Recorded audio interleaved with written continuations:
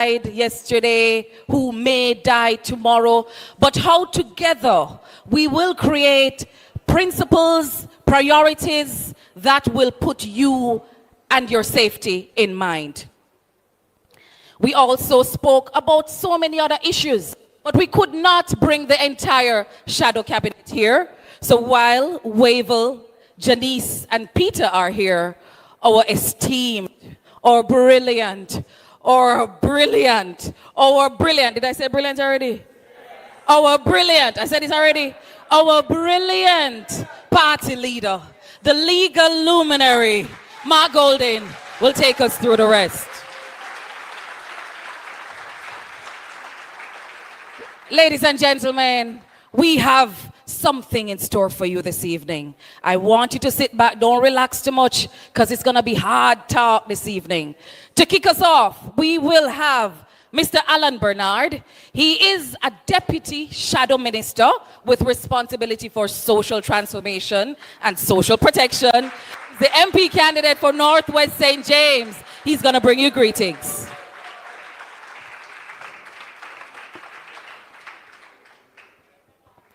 Thank you very much, Nikisha.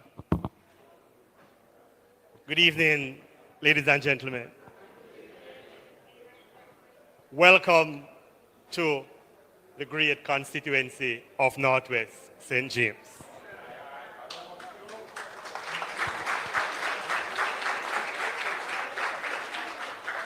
I feel honored today to be welcoming you, and I'll also take the opportunity to introduce to you the team from Northwest St. James, as well as to introduce the candidates for the parish of St. James.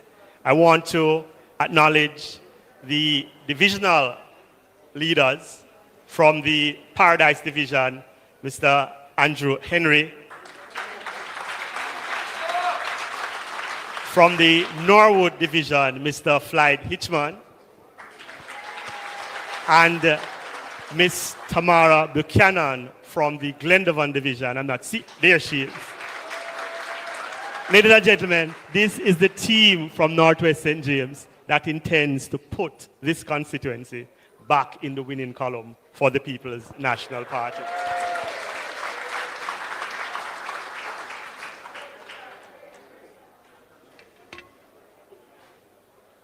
I have spent close to 30 years working with stalwarts from the People's National Party and in the parish of St. James to develop community and bring about genuine transformation.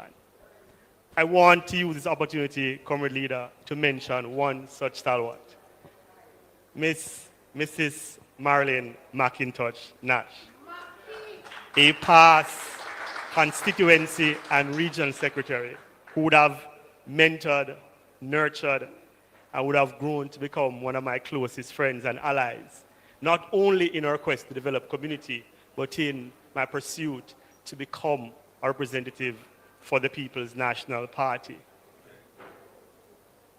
Maki, as she was affectionately called, is no longer here with us, but her work continues. The mantra that captures Marlene's work, the mantra, the PNP, and the reason for me taking on this task is simple. It is you do the things because it's the right thing to do. This is what has led me to the People's National Party and to representational politics. We intend in Northwest St. James to do the things for the people of Northwest St. James, to do the things for the people of St. James, to do the things for the people of Jamaica, simply because it's the right thing to do. I want to welcome you, party leader. This is our second function for the day. I want to welcome you to Montego Bay, welcome you to Northwest St. James. Peter Bunting, my sister and friend Janice Allen, Wavell, welcome to Montego Bay, welcome to Northwest St. James. This is about you, it's about you hearing from us, listening to us, putting your questions to us, and go and make that choice. The time to be happy is now. The place to be happy is here. And the way to be happy is to help the People's National Party make type of cancer that you can think of. There's a ganja that can cure it. So Jamaica has a remarkable potential to use this industry to create wealth and uplift the grassroots, fundamentally. When we talk about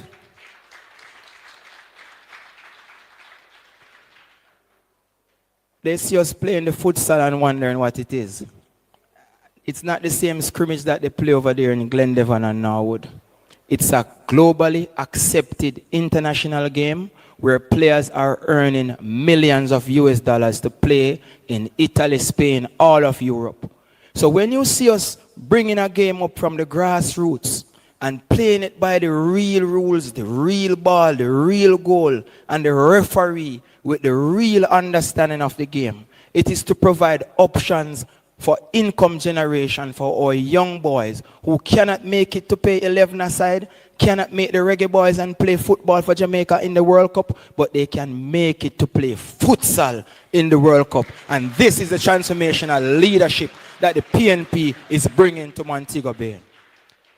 These things are outside of the scope of the Member of Parliament who is running.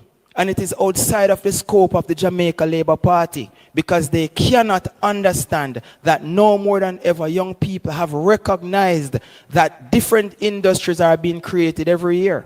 And different avenues are there for them to create wealth. All they need is the support. The suppressive politics that has plagued this city over the last 20, 30 years must be a thing of the past. Tonight, we have an esteemed panel. Comrade Wave Lines, real general. Comrade Peter Bunting, real general. Comrade Janice Allen, real general.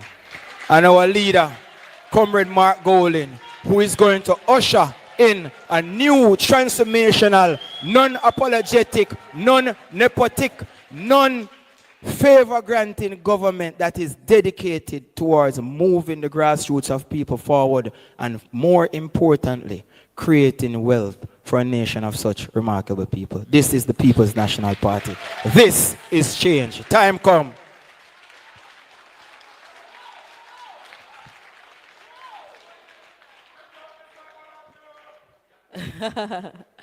That was Dr. Andre Horton, the next Member of Parliament for West Central St. James. I'm going to tell you about a man I met a couple of years ago. Was so impressed by him that today I follow him. His grandfather is from my constituency in Cambridge, right up there, so. He's quiet. He's so unassuming. He's not the loudest in the room.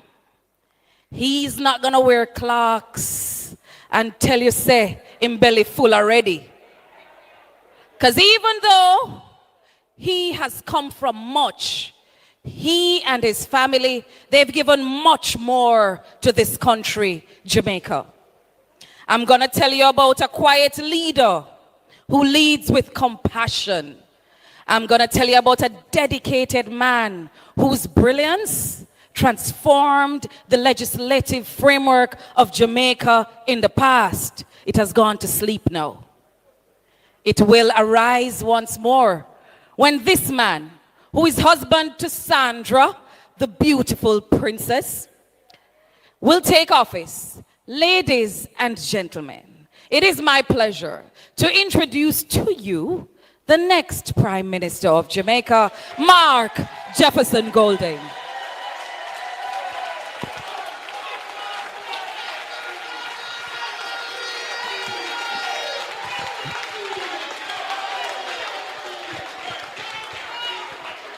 Thank you. Thank you very much.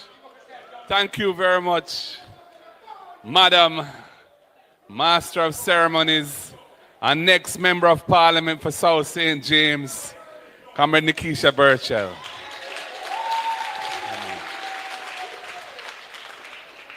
And greetings to our panel, my comrades and colleagues, our candidates here in the room.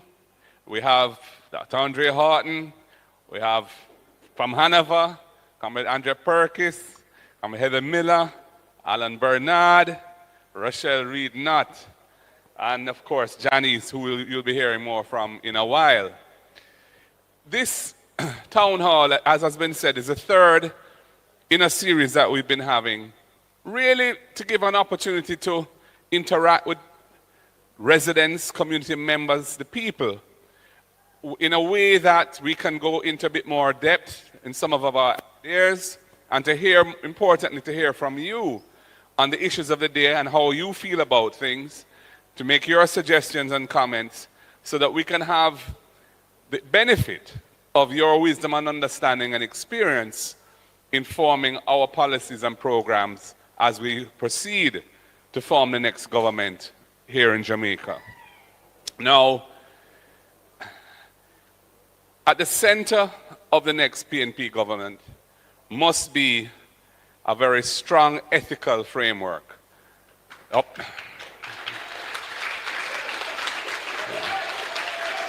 Yeah.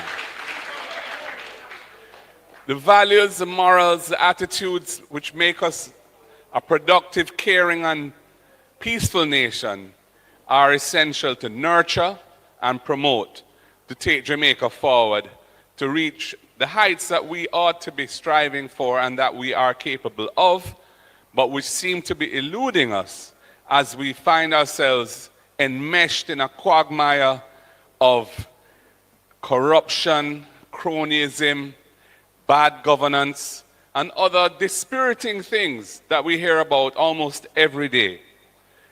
As you know right now, we're faced with a situation where the Prime Minister of the country is under pressure because his financial affairs cannot be certified by the Integrity Commission of the country, the anti-corruption agency of the country, as being above board and in order from 2021 going forward, because he has assets which his lawful income can't support. And that is what illicit enrichment, which is an offense, a serious offense under the Corruption Prevention Act, that is what illicit enrichment means. And he has been investigated for this. And at the end of a long and detailed investigation, the Integrity Commission said, well, we aren't able to come to a final conclusion on the matter because we weren't provided some of the information by Mr. Holness that we'd asked. And there's sufficient there to warrant further investigation to get to the facts. Things like several $1 million of cash deposits, raw cash being deposited to his account from anonymous sources, 28 bank accounts that he controls, either in his name or his company's names, over $470 million of flows moving across his bank accounts in thousands of transactions, and of course, the filing of nil returns by those same companies, suggesting that they're dormant or weren't active, had no income when all these flows have been passing through the accounts. And then the Positive Jamaica Foundation, an NGO, a non-profit organization that was set up to solicit and receive funding from here and abroad to be spent on worthy causes, those resources being used to buy financial investments in his personal company's name. All of these things really suggest something is very much amiss, and that the Financial Investigations Division must look into it much more carefully and deeply. And what have we heard now? Well, we've heard that somebody who has come on public radio, looked at the report of the Integrity Commission and said, oh, despite all the things I've mentioned, there's nothing there, there's nothing wrong with any of that. That is the person who they want to put and have put to be the head, the chief technical director of the Financial Investigations Division that is charged with completing the investigation of the Prime Minister. Someone who he's closely associated with, and somebody who, although an accountant, has no law enforcement experience, no particular qualifications in the area of fighting financial crimes, money laundering, terrorism financing, which are the core requirements to run the FID. The FID is an investigative law enforcement agency, and it's a very important one because it is the authority that international law enforcement, anti-corruption and anti-financial crime agencies interact with Jamaica. There's a group called the Egmont Group that is all of the countries that have achieved certain standards and want to be part of an international alliance to fight against these things. Jamaica's agency that interfaces with those countries is the FID. So this is a totally untenable situation, and I'm very happy that various non-government and non-political organizations have come forward and said this is untenable, this doesn't look right, it should not stand. And I'm very disappointed that there are some leaders in the private sector who seem to think there's nothing wrong with what has taken place. I suggest that they reconsider the matter and look at the facts, because it is absolutely clear and blatant that this appointment is totally inappropriate, untenable, and should not stand. So we have taken a resolute position against this. We had a very successful, peaceful demonstration on Monday morning at National Heroes Circle to register publicly our absolute disgust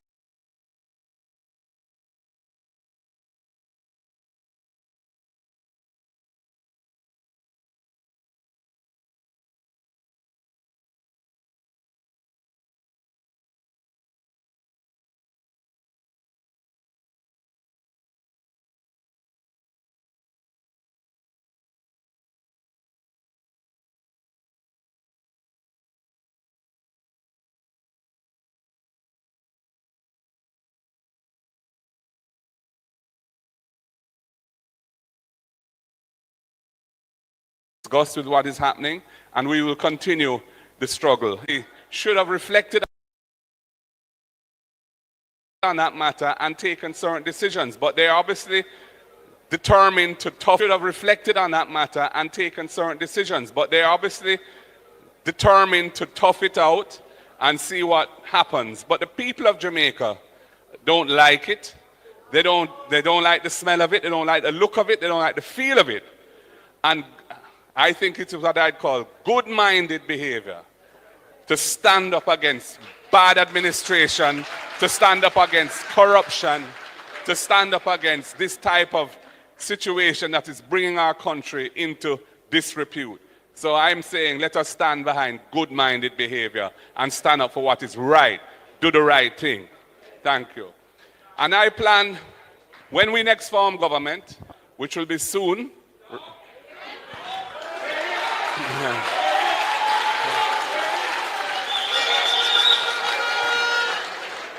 because all Wagwan, them can run but them can't hide. They have to face the people. And you know, if they felt comfortable and confident, this would have happened a long time. We were planning for an election from February. And you know, because typically governments don't like to go to the wire with these things because it narrows their room for maneuver and so on. But they have been deferring it and deferring it. But it's not going to change. The people of Jamaica have made up their mind. And they want change. And they see the programs and policies that we are speaking about. And they understand that it is very important that the People's National Party be brought back into government so we can deliver a government that the people can have confidence in, and a program and policies that will address some of the critical issues facing the nation and holding us back. So we are very pleased, for example, let us look at the issue of health care. And this is a real issue here in St. James, where your leading hospital, your Taipei Hospital, the Cornwall Regional Hospital, has been the subject of what I would say is the mother of all negligently and ineptly executed projects. in the history of Jamaica. A project that should have been finished years ago, a project that should have been completed within a couple $1 billion, has now gone into what, its 8th year or something like that. The cost of the project has gone to over $21 billion. That is that's an overrun of 10 times the original figure. And the government is trying to, cut ribbons for administrative offices when the hospital itself is in a dire situation. And, although their apologists will try and cover it up and say everything all is well, the people of St. James and Western Jamaica know that that is a terrible condition, a terrible situation, a life-threatening situation for the people here, which is a disgrace and should never have been allowed to be where it is. We are looking at a different approach to healthcare, and some of the things that we have in mind are, for example, focusing on the major causes of death in the country, which are non-communicable diseases, which are things that are lifestyle related. High levels of diabetes, high levels of kidney disease, high levels of hypertension, which is pressure, and of course cancers. And the problem with food insecurity, which the UN, the FAO, the Food and Agricultural Organization of the UN has said 55%, that's more than half, of Jamaicans are facing moderate to severe food insecurity. That means that they're either not eating sufficient food for what they need to live properly, or they're eating the wrong kinds of foods, unhealthy foods, because they can't afford a nutritious diet. And that situation feeds into those very non-communicable diseases that we're talking about. And the health system needs to have a much more aggressive approach, much more proactive approach to screening people for these diseases, so you catch them early. There's so many people in Jamaica who are hypertensive and don't know. There are people who have cancer and don't know, and they don't know until it's very late in the day, and then it's much harder to treat it successfully and much more expensive for the public health system to carry, and for the people themselves to deal with what is required to try and fight those diseases then. So we want to introduce a comprehensive screening program that gets everybody tested early, so that we can nip these things in the bud when they're not life-threatening and when the costs of doing so are more manageable. We also are aware that many of the operating theaters across the country are in a bad state. Many of them are closed, and closed because pieces of equipment, basic things like air conditioning units or mold or pieces of equipment are not working. And we are planning to refurbish all of the operating theaters in the public health system so that they're all working and functioning as they should.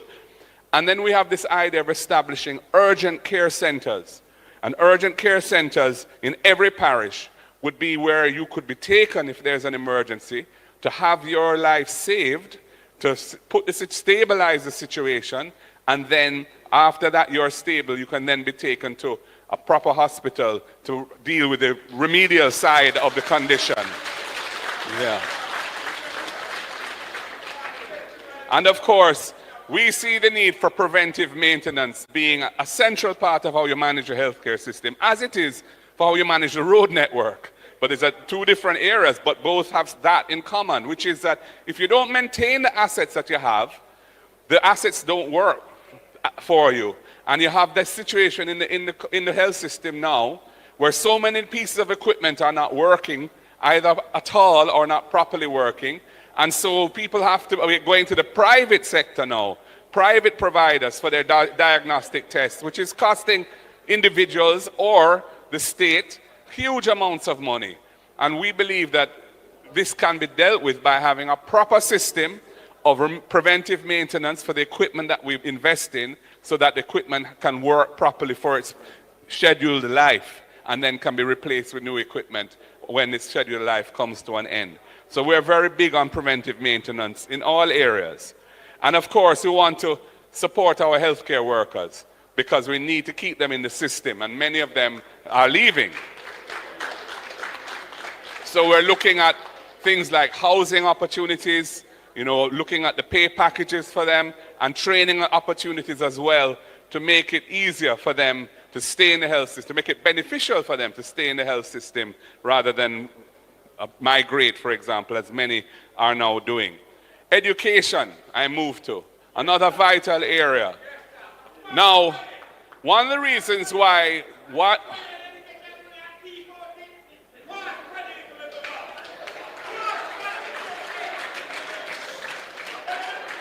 yeah, you soon get a chance, brother. Let me talk and then you can get a chance after.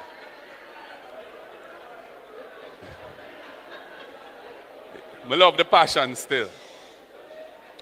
But our economy has not been able to grow out of the stagnant GDP per capita of around 67,000 US per individual Jamaican. We have been stuck in that range despite all the good work that has been done to get our public finances into a sustainable state, to get the debt of the country down to manageable levels and all of that, which the last 10 plus years, more than 10 years, 15 years, the country has been focused on dealing with. Yet the economy is not generating wealth for the people and is stagnant. And the levels of growth are very, very small. And we know that in order to address that, you have to fix the education and training system of the country, because it is the productivity of the people that will make the whole economy more productive and therefore attract investment and generate good paying jobs that can make our people generate wealth for themselves and their families. Right now, the education system is failing in so many respects. Over 30% of primary school children who leave and go into secondary school are illiterate, cannot read and write, cannot do basic arithmetic, over 30%. And we have to look at the causes of that and deal with them in a very serious way. Things like nutrition in the schools, in primary schools, the way in which we train our teachers, for example, the role of the Jamaican language in teaching children to master English and master arithmetic in homes where people speak our language. Many Jamaican homes are not bilingual homes. They're homes where English is not the first language. Our language is the first language. But the system assumes otherwise. And we're seeing some of the results of that false assumption playing out. So we really have to re-engineer how we deal with early childhood and primary education and tackle the real causes that are holding this large percentage of our children back, including things like special needs and assessing those who have learning disabilities and catching that early. Right now, there's insufficient attention and resources placed on that area, and it is a really important area as well. We also are looking at the training system of the country, and this is an area where we feel the private sector and the state need to work very closely together to drive the productivity of the workforce, ensuring that training opportunities are available, which are relevant, and which are going to help people to get jobs and good jobs. So we plan to support private sector investment in training with a matching dollar-for-dollar grant out of heart, so that if a firm is providing training opportunities by investing in training its workforce to upskill them so that new technologies can be adopted, so the firms can be more competitive globally, increase their sales, and pay their workers better, we will provide support for the investment in training, because we see that as vital to moving the country up. And we have a plan, for example, to deal with the absenteeism that we see, which is a major cause of some of the underperformance of the children in school, because there is a huge learning loss where you're not attending school 5 days a week. If you miss school 1 day a week for the duration of primary school, you're missing 20% of your education, which is, studies show, that is just too much to keep up. So what are the causes of this absenteeism? Many parents struggle to find lunch money to send their children to school, and the transportation costs are high, especially in rural communities where there's no state-run bus service. So we have a program called EASE, where we are going to be providing all needy children with at least one hot, nutritious meal per day at school, at primary and secondary school. And we have another program called RIDE, where we'll be providing a subsidy to starting with 20,000 families. Right now on the path, it's about 7,500.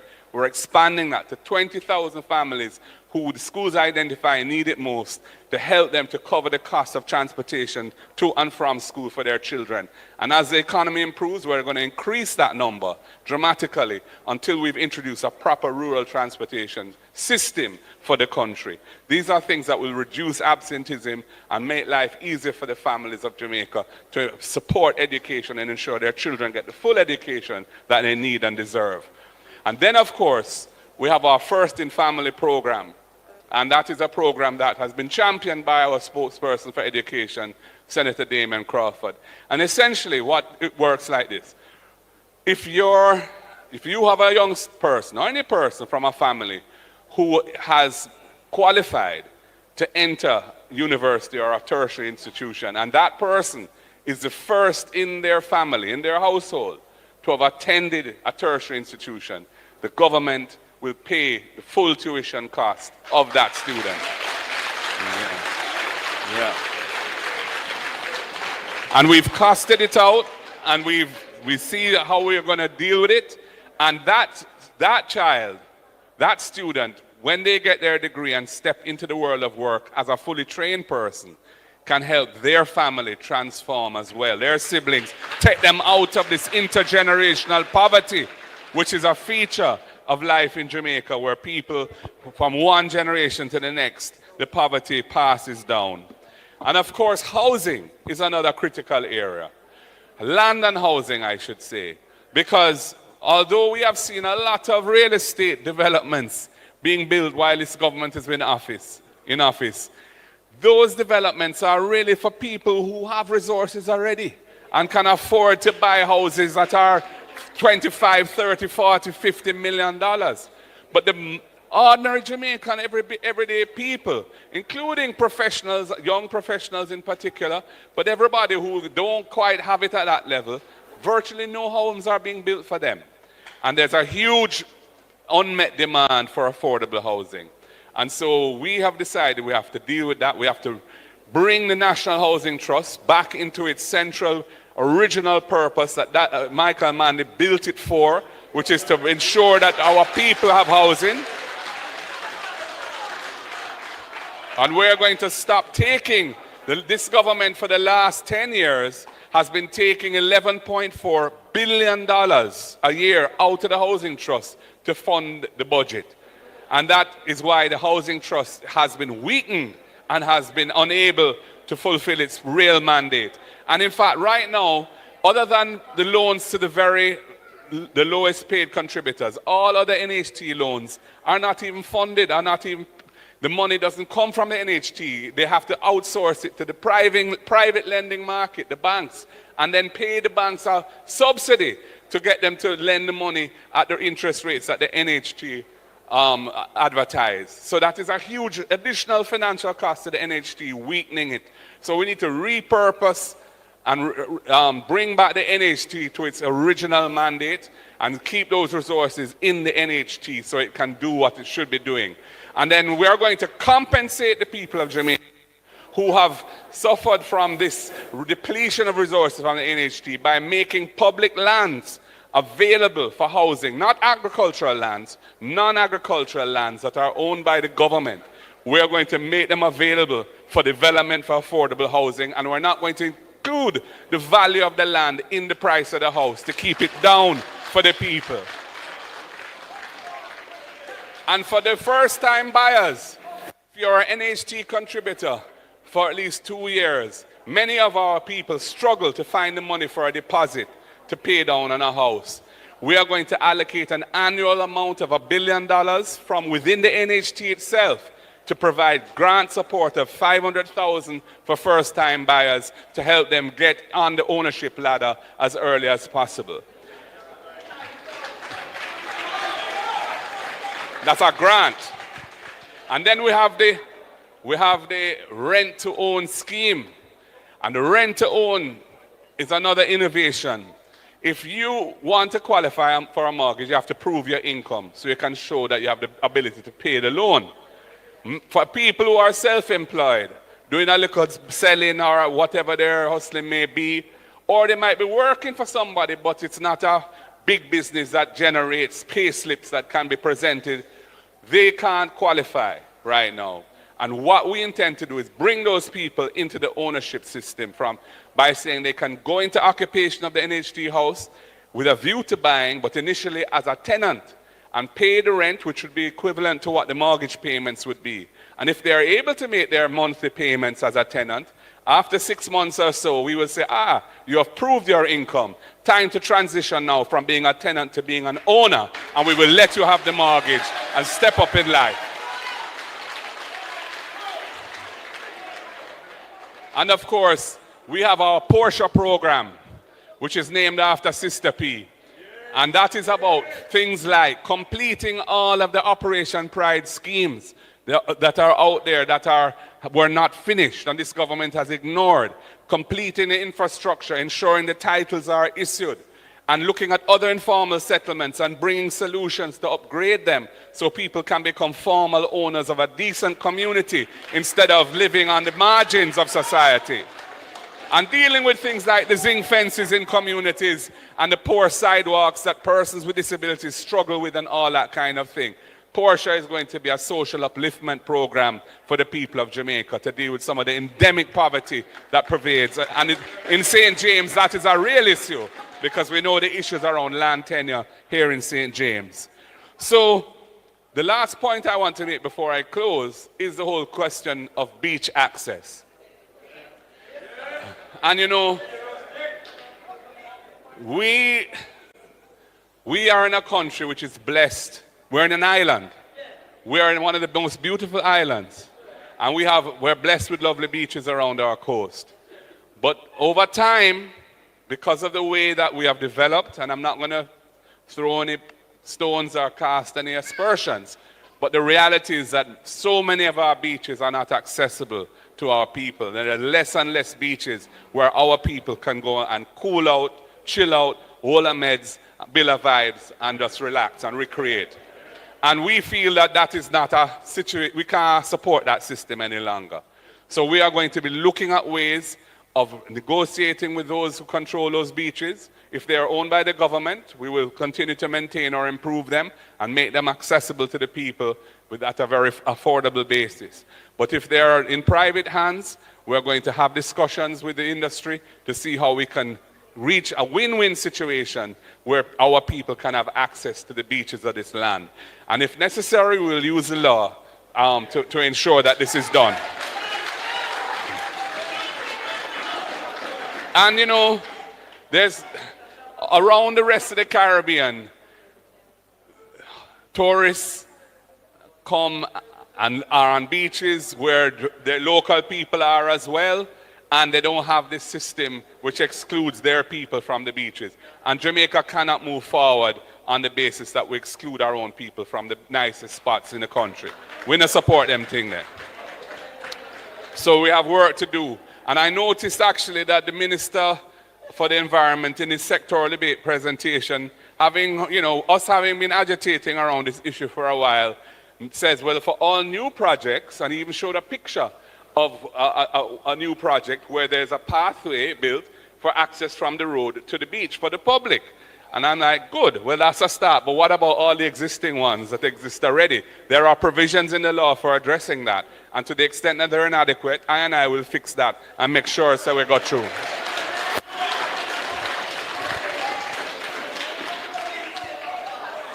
So people, we have work to do.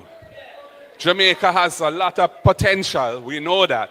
We are a great people. We are a remarkable people. But we are also a people that are not moving forward in the way that we should to achieve our greatness. And we need to really tackle some of the issues, the legacy issues that are holding us back as a people. And that's what the next PNP government is going to be elected to do. And that is what we're determined to deliver for the people with a clean heart, pure heart, and clean hands. No hanky-panky business. And if anybody violate, then we're going to feel the result of that.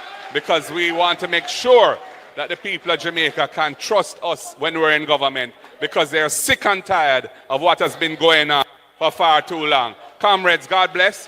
The word is love.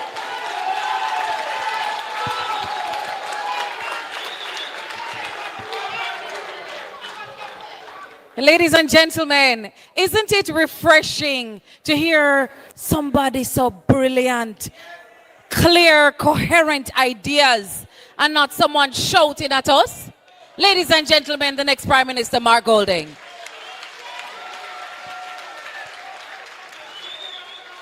It is my duty to recognize some very special guests with us this evening.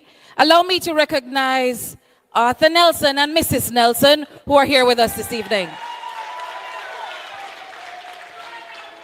The man who is organizing the troops for victory, my boss, the next Minister of Agriculture, General Secretary, Dr. Dayton Campbell.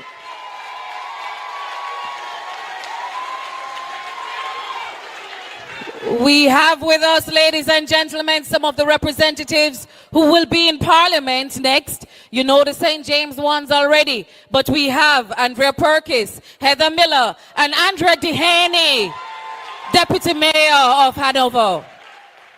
And ladies and gentlemen, I'm not really biased, but my neighbor from over the corner, former Maroon Chief Murdy Rowe, is here with us this evening.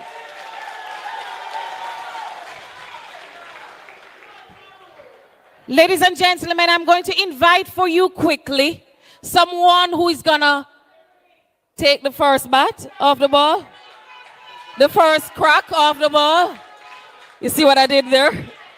Yeah? He's no stranger to being the opener. Ladies and gentlemen, my predecessor, Derek Kelly. A round of applause.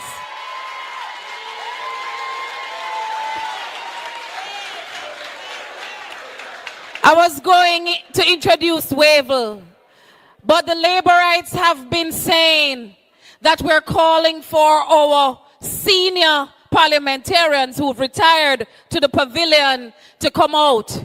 But if we're proud of our people, what we go to hide them? We are proud of those who have served, and we're happy they still want to be a part of what we're into. Derek Kelly. Now I was saying about my batsman. Him have on him pad and a bat, and you'll have to duck every now and again because some 6 and some 4 and some leg by and so wide. Me know me thing, don't? Him go ball. Our opener, Wavell Hines, Shadow Minister for Labour and Sports.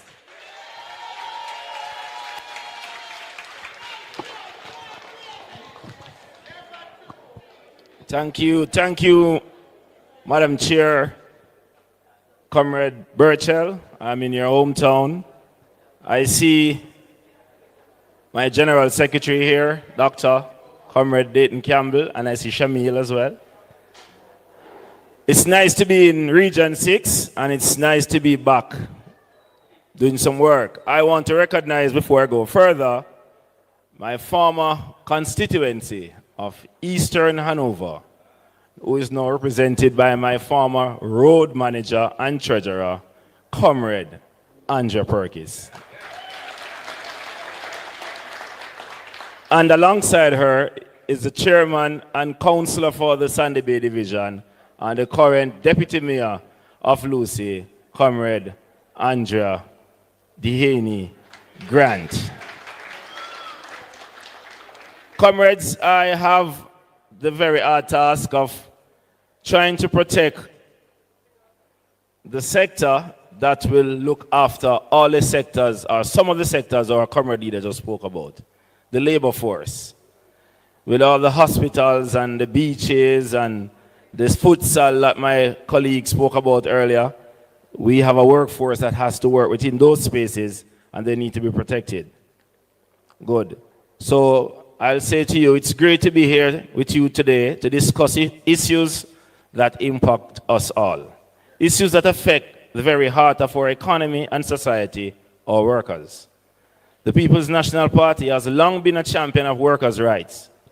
A tradition started by prime ministers like Michael Manley, P.J. Patterson, our beloved Portia Simpson Miller, Today, I want to reaffirm our commitment to continue that fight with a particular focus on the protection of workers' rights through enforcement of the international labor laws, International Labor Organization standards, and ensuring that workers is not left behind. I will be discussing issues that directly affect the everyday worker, precarious employment, the misuse of contract work, underfunded labor offices, and even the impact of foreign workers replacing Jamaican workers in certain sectors. Precarious employment and contract abuse. One of the most pressing issues we face as a country is the rampant misuse of contract work. It's an issue that cannot be ignored. In many industries, workers are hired on short-term contracts, often renewed repeatedly.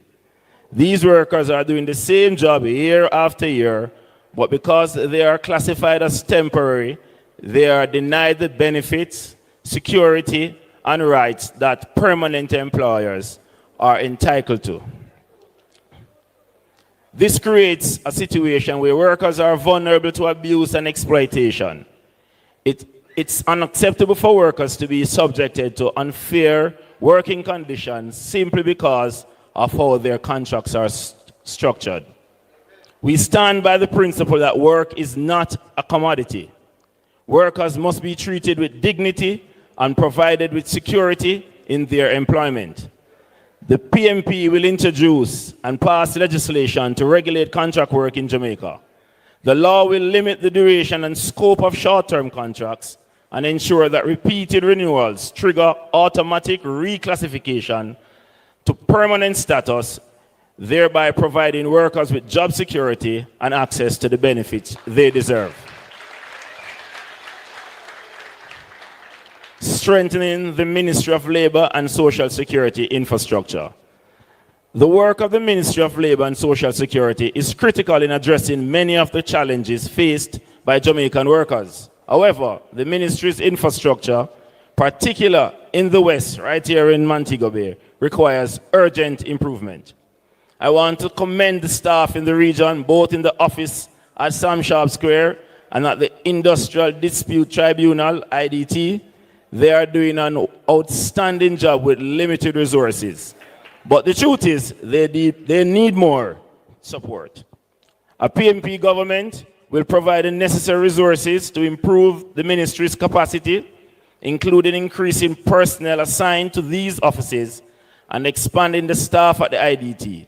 We will also consider adding a second panel in the West to ensure cases are heard promptly and disputes are resolved in a more timely manner. The long waits for hearings are unacceptable, and they were not what was envisioned when the Labor Relations Industrial Disputes Act was passed 50 years ago. Ensuring Jamaican jobs are protected through work permits. Another pressing issue is the use of the work permits. There have been numerous complaints about foreign workers taking jobs that Jamaicans could and should be doing. We have heard the cries of our entertainers, ground transport operators, and other sectors that their livelihoods are being undermined by foreign workers brought in to fill positions that could have easily been filled by qualified Jamaican workers.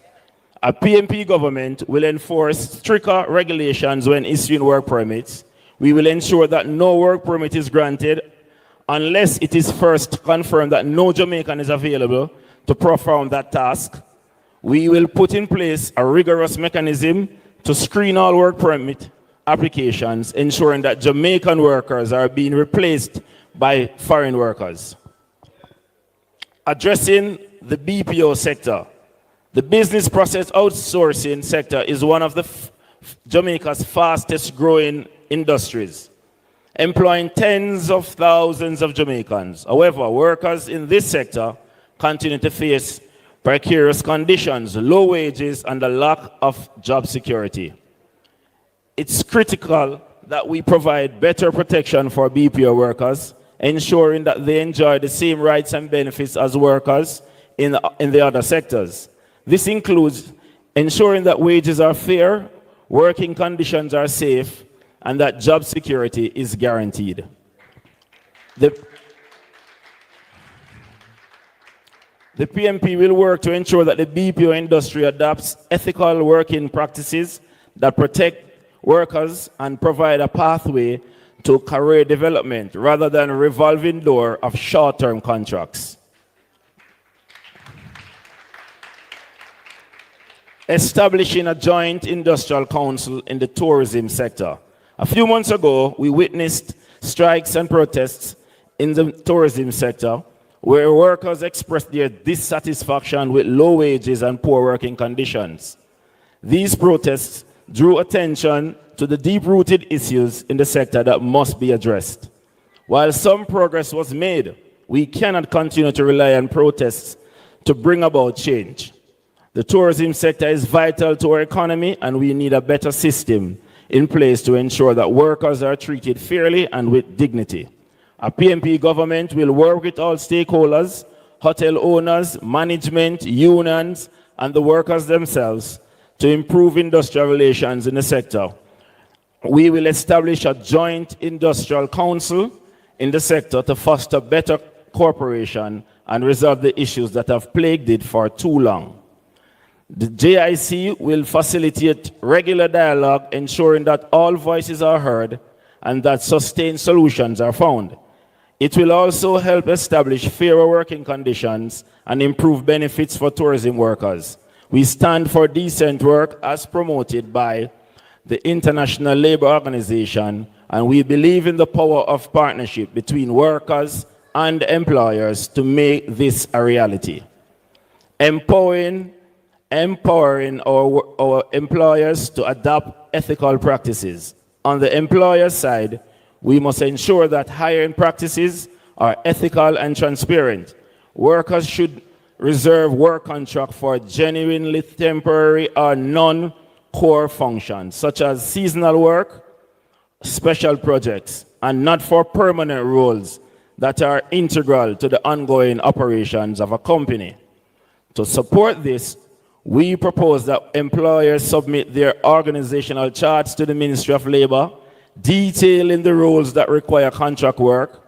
This will help the ministry to ensure that work contracts is used correctly and not as a loophole to avoid offering permanent positions with benefits. We also encourage businesses to establish internal compliance mechanisms that conduct regular labor audits to ensure they are meeting legal and ethical standards. This proactive approach will help prevent exploitation and ensure fair and just workplace for all. Workers and trade unions. For our workers, it is essential that they remain vigilant in protecting their rights. Unions must play a key role in tracking and reporting abuse, and workers should be educated about their rights under the law and union agreements. We will also establish tripartite monitoring committees that include equal representation from government, employers, and unions. These committees will oversee and review the status of contract labor practices, violations, and enforcement, ensuring data-driven reforms are enacted. Furthermore, we will launch pilot programs in key industries like construction, hospitality, security to test new enforcement tools such as digital contract registration and grievance portals.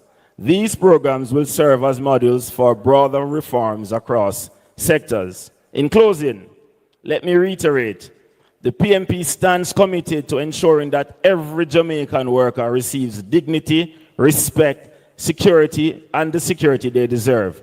We will act swiftly to tackle the issue of contract abuse, improve the Ministry of Labor's infrastructure, protect Jamaican jobs from foreign competition, establish better industrial relations in key sectors like tourism and the BPO. The time for change is now. We need a government that stands with its workers. We need a government that puts people first. Together we will build a better, more equitable Jamaica for all. I thank you.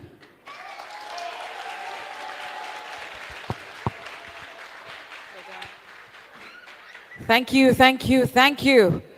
Now, after those 6s and 4s, the only thing that could top that is a woman on a mission. Ladies and gentlemen, our Senator, Janice Allen, the next Minister of Tourism.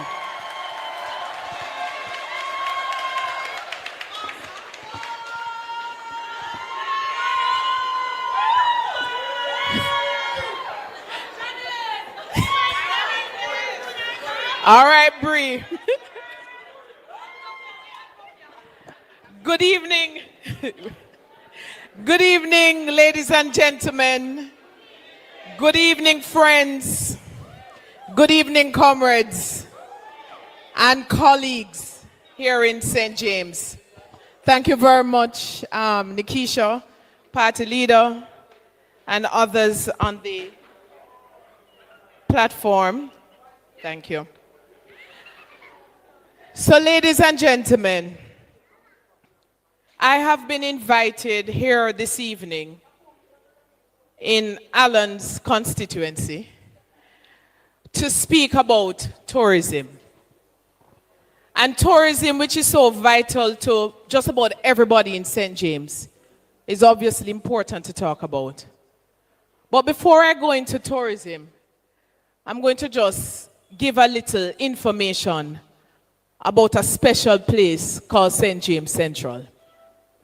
St. James Central is really the heart of the parish. It's literally the center of St. James. From Salt Spring to Portobello by way of Sam Sharp Square and the Market District.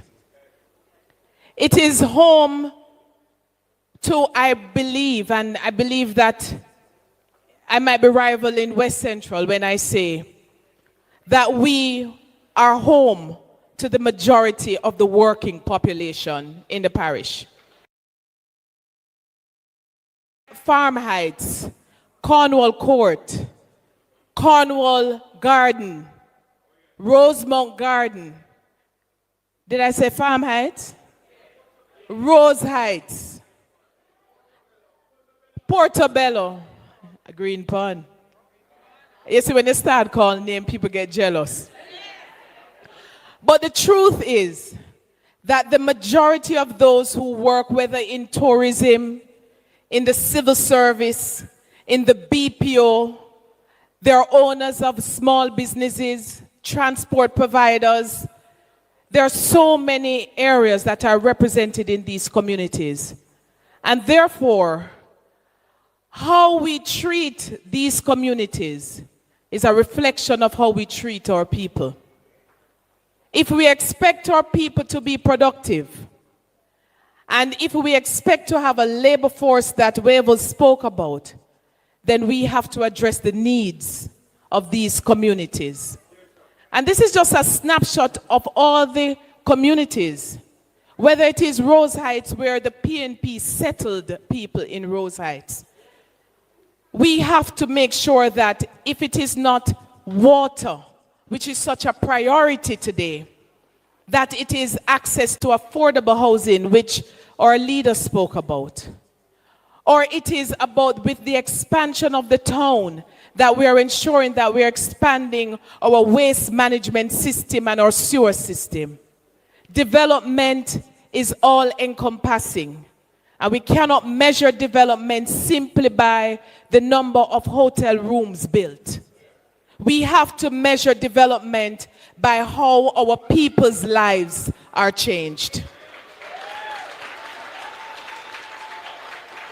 And so the next PNP government, and I should say the incoming PNP government, is serious about ensuring that we put the people first in everything that we do to ensure a better Jamaica for all our citizens. And so, when I look at Montego Bay, which is supposed to be the tourism capital of Jamaica, and by extension, the region, there is much work that needs to be done. Montego Bay has close to about 10,000 hotel rooms of all types, villas, Airbnb, call it what you may, about 10,000. The industry in Montego Bay employs about 15,000 people directly. But then we also know that there are a lot of indirect employment, transportation, craft, entertainment, retail, food. And when tourism is not doing well, all of these sectors feel it.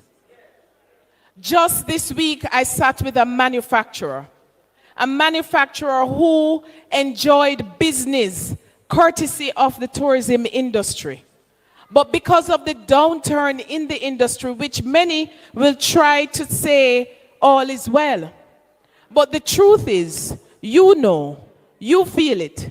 And just like that manufacturer who has had to transform or change his business model because the business that was being generated as a result of tourism has taken such a dramatic turn. We are for development. The People's National Party has proven over and over that we are for development. But it's what kind of development?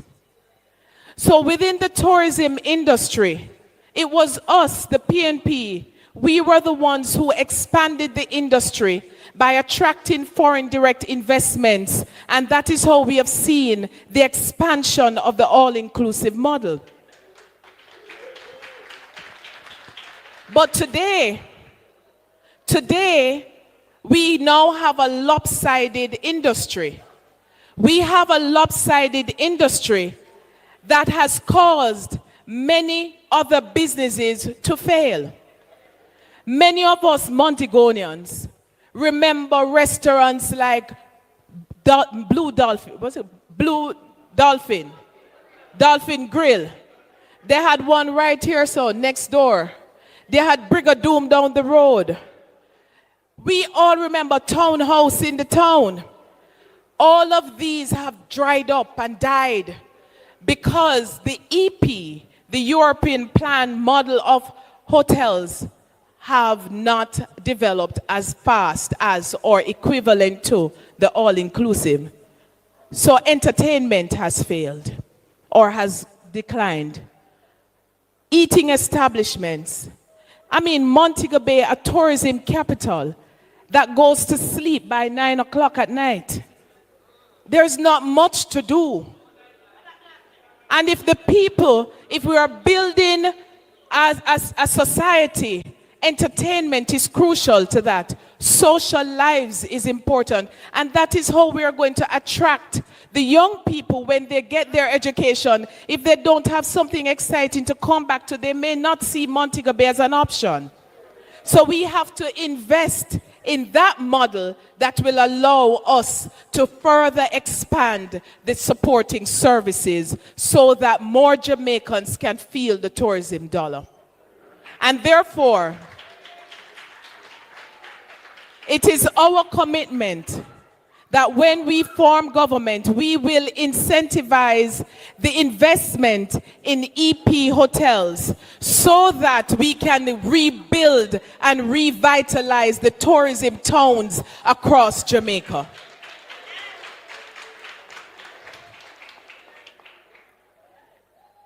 Within tourism, and again, the trailblazers that the PNP has always been, we formulated and instituted the Tourism Enhancement Fund. And as the name says, Tourism Enhancement Fund.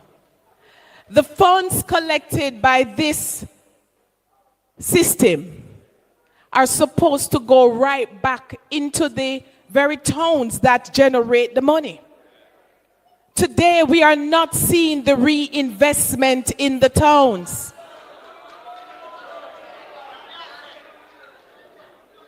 It is a shame that you cannot in any part of the city find a public restroom.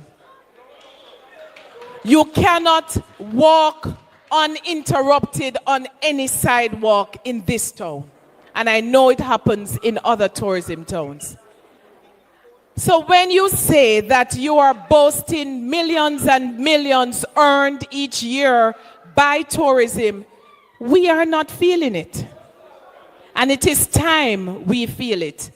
The time has come for us to, just like we're going to we're going to change and put back NHT to what it's supposed to be. We're going to put back Tourism Enhancement Fund to what it is supposed to be. When we form government, we will do it. You know, as I speak about development within tourism in general, I want to just make note of some real issues in our city, which I'm using this as an example because at the end of the day, this is where I will be representing as the Member of Parliament.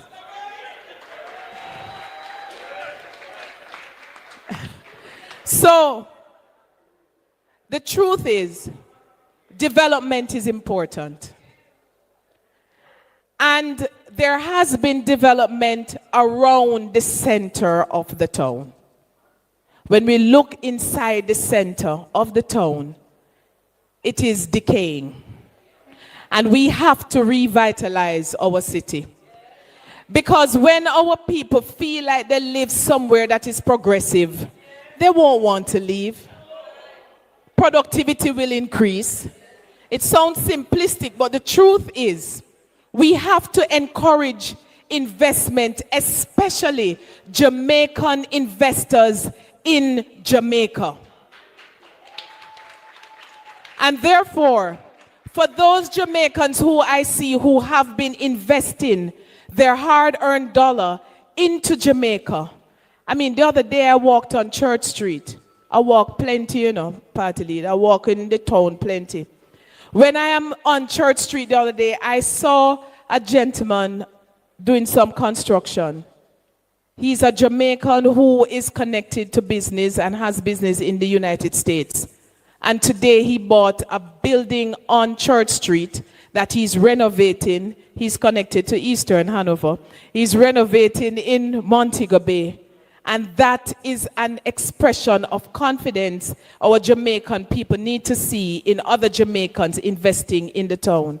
There are too many derelict buildings in our city that ought to be. We must use encouragement for those who are the owners, because many of them are overseas and have left their buildings unattended, and that is leading to the downgrade of our city. We have to first encourage them, incentivize them to invest in it, or if needs be, we have to use legislation to acquire some of them because they are leading to the deterioration of the city. And we cannot just leave it like that. And so, whether it is the investment of the tourism dollar in the town or legislation that is going to support us, we must encourage the local development and investment in our town. I see it on Union Street. I see it on Market Street. I see it on Church Street, on East Street. Let us revitalize the city because the city is ours. It is ours and we must develop it for our people. My vision for this city is that places like Canterbury, King Street, Hart Street, Barracks Road can boast both residential and commercial development.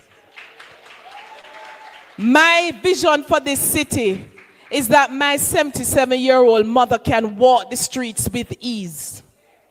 My vision for this city is that the children coming from Mobe, Infant and Barracks Road, walking home or getting to wherever, that not because the rain just fell 5 minutes ago that they must be hampered by flooding streets. My vision for this city is that we have a modern fit for purpose transport center so that if wherever you are going, they will have a decent place to access public transportation. If you don't have a vision, you don't know where you're going, you don't know what to do when you get there. So that is my vision. With regard to tourism, I've already mentioned that we will ensure that TEF operates as it should. The truth is that there are challenges. Last year, when the travel advisory was issued by the United States, and I pointed it out in the Senate, people attempted to rubbish what I was saying that it would have had an impact. You are my witness. Unfortunately, the truth is that it has impacted our industry. I am pleased to see that it has been downgraded, and I hope it remains that way and continue to improve, because nobody here from the PNP is going to celebrate any downfall of any industry. We will point out where there are issues, but we are not going to celebrate when it's not going well. It's not in our interest to celebrate that. We are good-minded people. That's the new hot thing, you know, good-minded people. I have heard Nikisha spoken about Flagstaff and the potential in South St. James for heritage and cultural tourism and Catadupa. I have heard Rochelle speak of agriculture in East Central St. James and the opportunities there are for partnerships with tourism.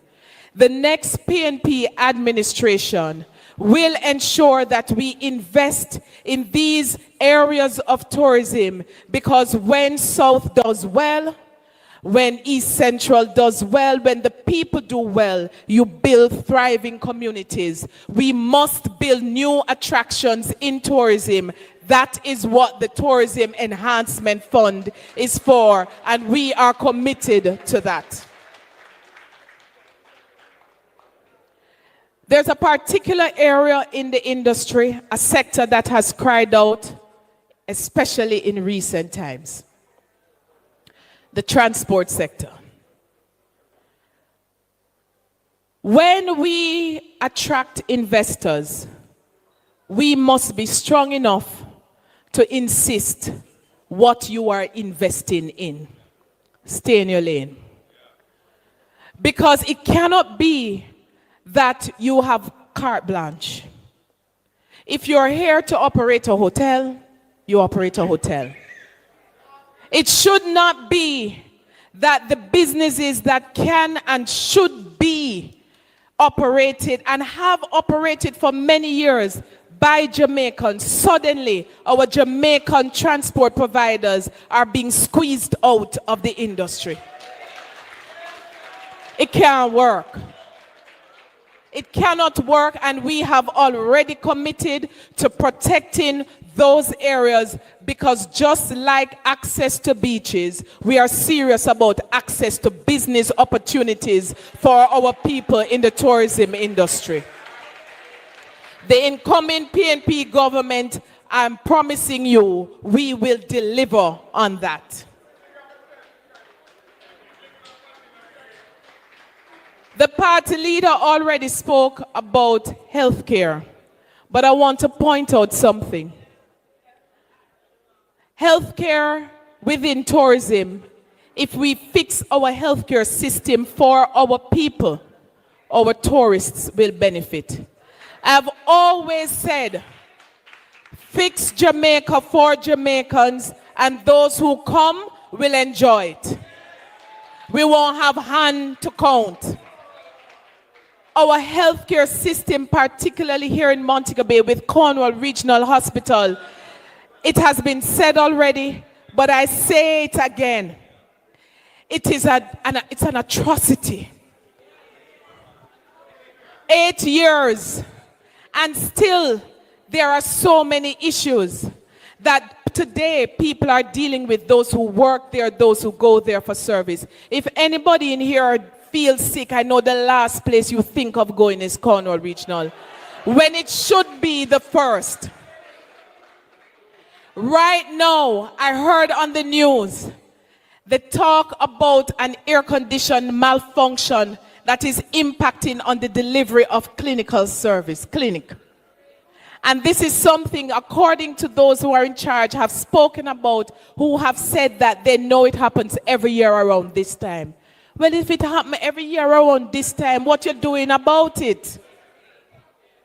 It has now impacted service delivery. There is an X-ray machine.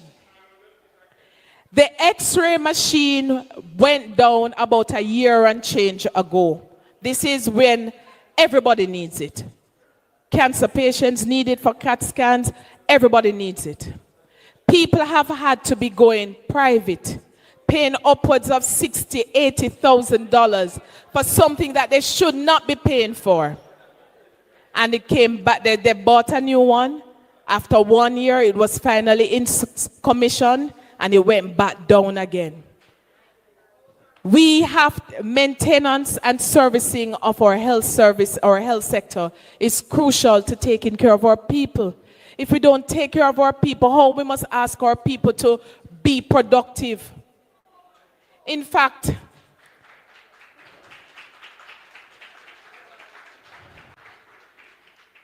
everything that we do must be geared towards building our productivity. And I'm wrapping up, Party Leader. I see you're watching the time because you have to go back to Kingston.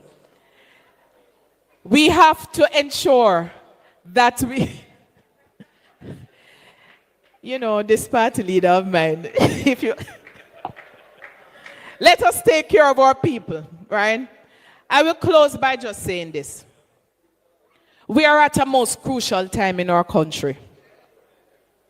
We are about to face a very serious decision about the way forward for our beloved country. Now is not the time to sit back and say, make them go on.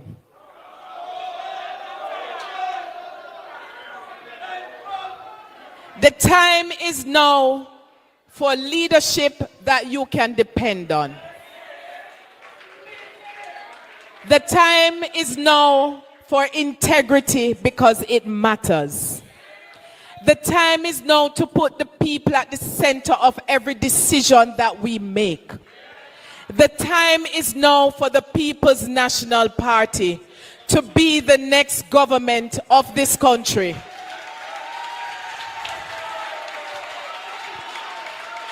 The time is now for me to serve you as a Barnaby.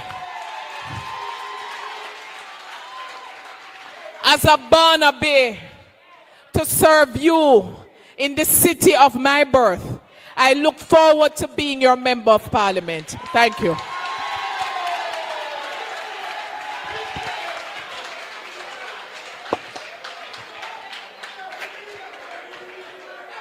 She said, Shabana under the clock. Shabana B, you have to give us Senator Janice Allen. Man, this girl is on fire. Ladies and gentlemen, I don't know if between our General Secretary or the next speaker who take the most lick for this politics. But them back broad. Yes, they speak truth to power. This man no afraid of no boy, no girl, no day, nowhere. Because he comes with his receipts. Ladies and gentlemen, Senator Peter Bunting.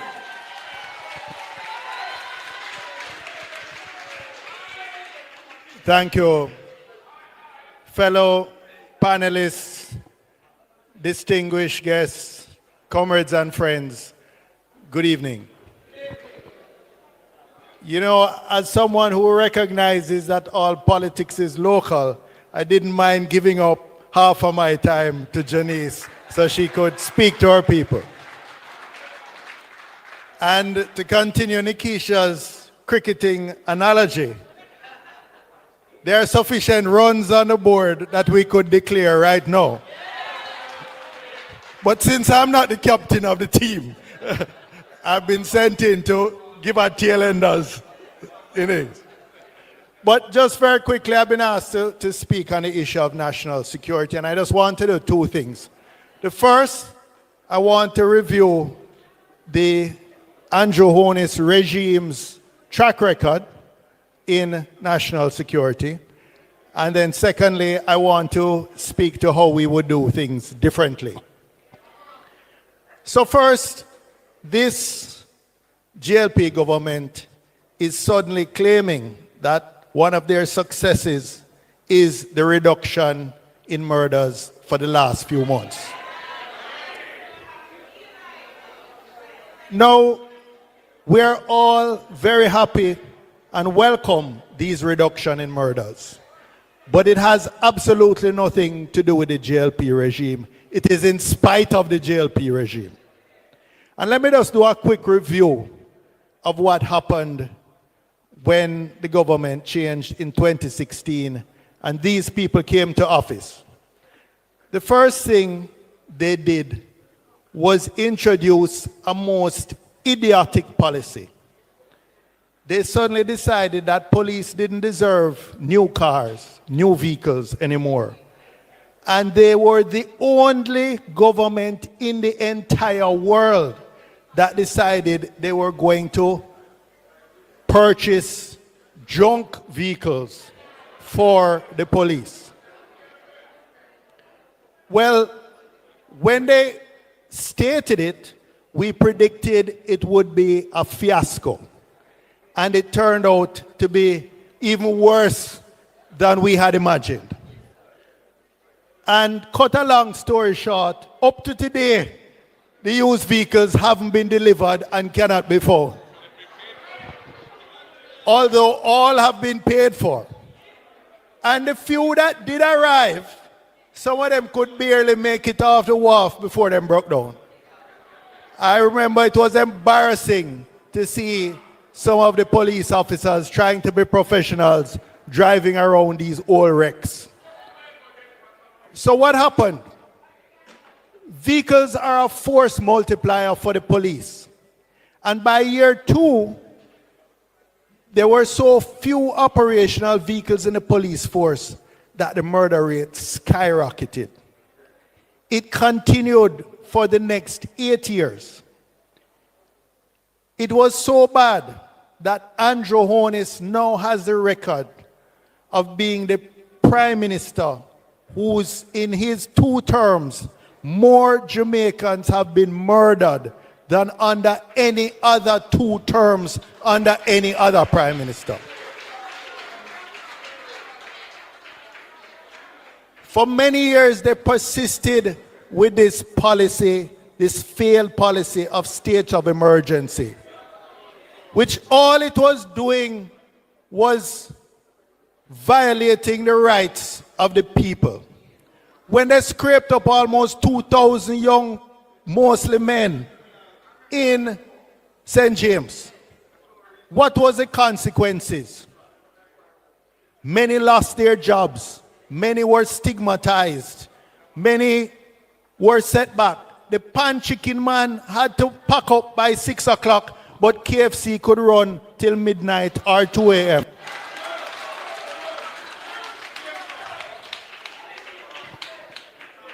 All that policy of oppression was doing was putting more pressure on the average Jamaican. There was no reduction in murder anywhere. In fact, there was a 25% increase in the entire Jamaica, year after year. Yes, temporarily in a particular area or community, Alan, where there was a surge of security forces, you would find a decline temporarily. But there was something called the balloon effect. So after states of emergency in St. James, then you found murders going up in Hanover, in Westmoreland, in Trelawney. The opposition called out this practice and said it's not only unconstitutional, but is ineffective. And today, we stand here before you, vindicated by the full Constitutional Court of Jamaica.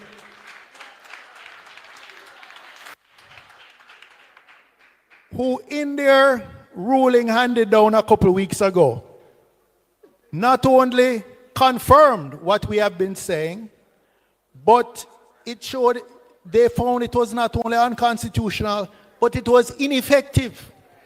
These are people, these are judges, skilled, trained, and experienced in weighing evidence. And the evidence presented to them did not support the argument that it worked in reducing murders overall. So we became more and more militant in our objection. We stopped supporting the extensions in the Senate. We took them to the Constitutional Court. Others also took them to the Constitutional Court. And taxpayers will now be burdened to pay tens of millions of dollars in restitution to those who were deprived of their liberty illegally. In the last 2 years, and in particular, in the last 5 months, we have seen welcome declines. And that is because there have been no inefficient states of emergency used in Jamaica. The professional police officers can focus on what they know to do to bring down crime instead of manning these checkpoints, which not catching anybody. Checkpoints that just blocking up traffic when you're coming into Mobile, whether from St. Elizabeth, from Westmoreland, from Hanover, from Trelawney. All it was doing was create traffic jams and frustrating people. So they created the conditions why the murders spiked. They created the conditions why police couldn't get to do their jobs. And so we commend this commissioner and his team who have not wasted time talking about give us state of emergency, but focused on the spearfishing approach, which we have always advocated, rather than the net fishing approach, which only violates Jamaicans, ordinary Jamaicans' rights. We reject the idea that to be strong against crime, you have to give up people's rights. We believe you can be strong against crime and strong for our human rights guaranteed under the Constitution, under the Charter of Rights. And the best evidence of that is what is happening since we have abandoned those wasteful states of emergency. I know the only thing that I saw that came out of it, it gave the Prime Minister the opportunity to every month jump up at a press conference looking like a wannabe petty tyrant, with his generals flanking him and joyfully announcing that he was removing the rights of the population in St. James or Hanover or Westmoreland. That's all that was achieved. Him, what the young people call cosplaying. You know when they dress up in costumes like, here I am, the petty tyrant with my generals around me. So that is what has happened, and that is why we give this GLP regime no credit for any reductions which have taken place recently. And the track record of the Prime Minister and his regime is that more Jamaicans have been murdered during their 2 terms than any other 2 terms in Jamaica. So let me turn quickly now to what we would do different. We have always maintained that crime control measures must be balanced with crime prevention measures. And what are those crime prevention measures? At its core, it is investing in communities and in people. Investing in communities and its people. Social investment. That's something we advocated for when we were in office before. This administration abandoned it completely. We will be returning, and we have seen the private sector on their own because the government completely defunded social interventions and social investment. So the Project STAR has been a successful project, but very limited in scale and scope. we will come back and put government funding behind these things. We will ensure that in some of the communities where the environment is what the criminologists, I believe, would describe as criminogenic. It's an environment that is conducive to producing at-risk youth who are vulnerable to recruitment by gangs. We know we have to go in and we have to invest in better housing stock, better road infrastructure, better schools. We have to have remedial training and employment opportunities for the young people in these communities so they have very real options. That is an approach that puts people at the center of our development efforts. That is an approach. That is an approach that someone like Alan Bernard has spent a great deal of his life championing, and I want to big him up for that because we work together. Because we worked together when I was at the Ministry of National Security. And I know he's a youth who genuinely believes in empowering people to get them out of the situations they are in. Not just scraping them up wholesale and locking them away. So ladies and gentlemen, I'm going to close here. I think you've had a meal, a full meal, a many-course meal. And now I think I'll hand it back to the moderator who is going to turn it over to the most important section for the evening. And that is your time. Thank you. Senator Bunting want to take my job. A round of applause for unafraid, fearless Peter Bunting. All right, so this is the juicy segment, yes? I'm going to invite you, there's a microphone right here. If you have a question, one, or a recommendation that you want to put to the panelists, I invite you to come to the microphone. Because so many of us are here, I'm going to ask you to make sure you give us your burning question or your burning recommendation and try to keep it brief so we can hear from others. All right, we recognize Mr. Rowe. Oh,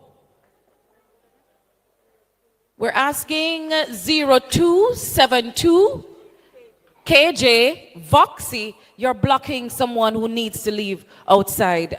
Please attend to your vehicle. Thank you, Madam Chairperson. Before I make my point, let me acknowledge Comrade Bunting. He and Katie Knight were the two best national security minister. I was in the force, so I know it. And I noticed that all the main spokespersons in the party are being targeted by the government. Dr. Campbell, Dr. Alfred Dawes, you name them. That's what they go about. Intimidating and threatening them with lawsuit and all kind of rubbish. Now, Mr. President, what Mr. Bunting said, the social intervention. All right, let's give Mr. Rowe a chance. The government remove the CSJP. I train with them. Remove the National Parenting Support Commission. I train with them. They remove the Peace Management Initiative. All of these things are a combination that will help to transform the poorer class of people in this country. Now, I'm a Maroon. And all the people inside here are Maroons. We're not wild and tame, as the neo-colonialists they had said. All black people are Maroons. And I'm inviting every black people inside here. Tell your partner, tell your family that they are Maroon. And they must vote for President Golding's speech in Parliament, where he makes special mention about the Maroons and the Rasta. That is important. And Mr. President, if proper arrangement can be made, I am willing to travel all the areas to alert the people of who we are. Because in closing, one clause in the 13th clause Treaty of the Maroons state that Captain Kojo and his men and adherents shall cut clear and keep open large and convenient road to St. James, to Westmoreland, to Hanover, to Trelawney, to St. Elizabeth, and if possible, to Clarendon. So the people are Maroons. Mr. Patterson and Miss Portia Simpson, the royal queen, they told me when I was colonel that they believe they have Maroon blood in them. And Mr. Patterson was my guest speaker in 1995. 1997, he came back to a compound with President Jerry Rawlings. And so we have a situation where the black people were conned and fooled by the system. By the system. So all these poor people, all these black people here, they are Maroons. And don't let them tell you nonsense about we Wyler anthem. Rubbish. It's a political propaganda like what is happening now in the Jamaica cabinet. Propaganda. I have much more to say, but when this queen here start our meetings and the other one there, my vote is in her constituency, you know. And them have to win and they must win. That's it. Thank you.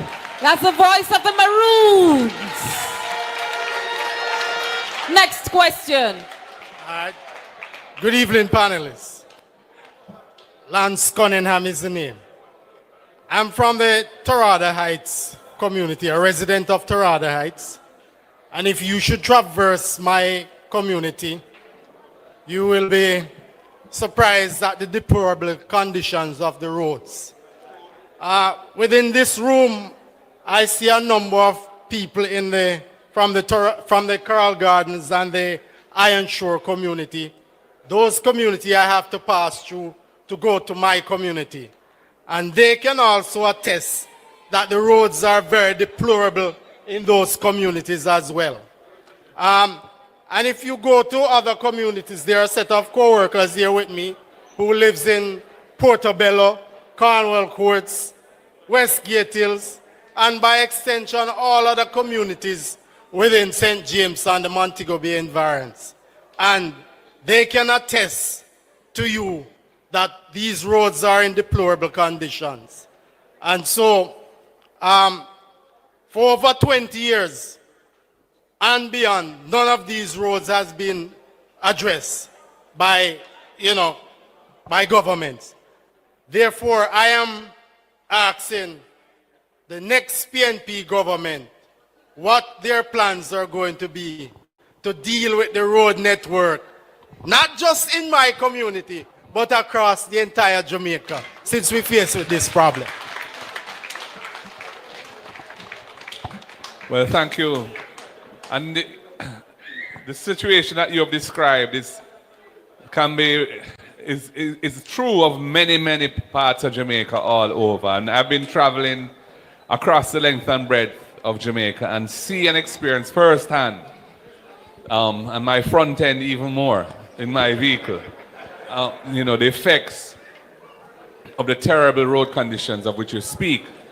We have, as a country, over the last 30 years maybe, have focused a lot of resources and attention on building major highways to connect major towns.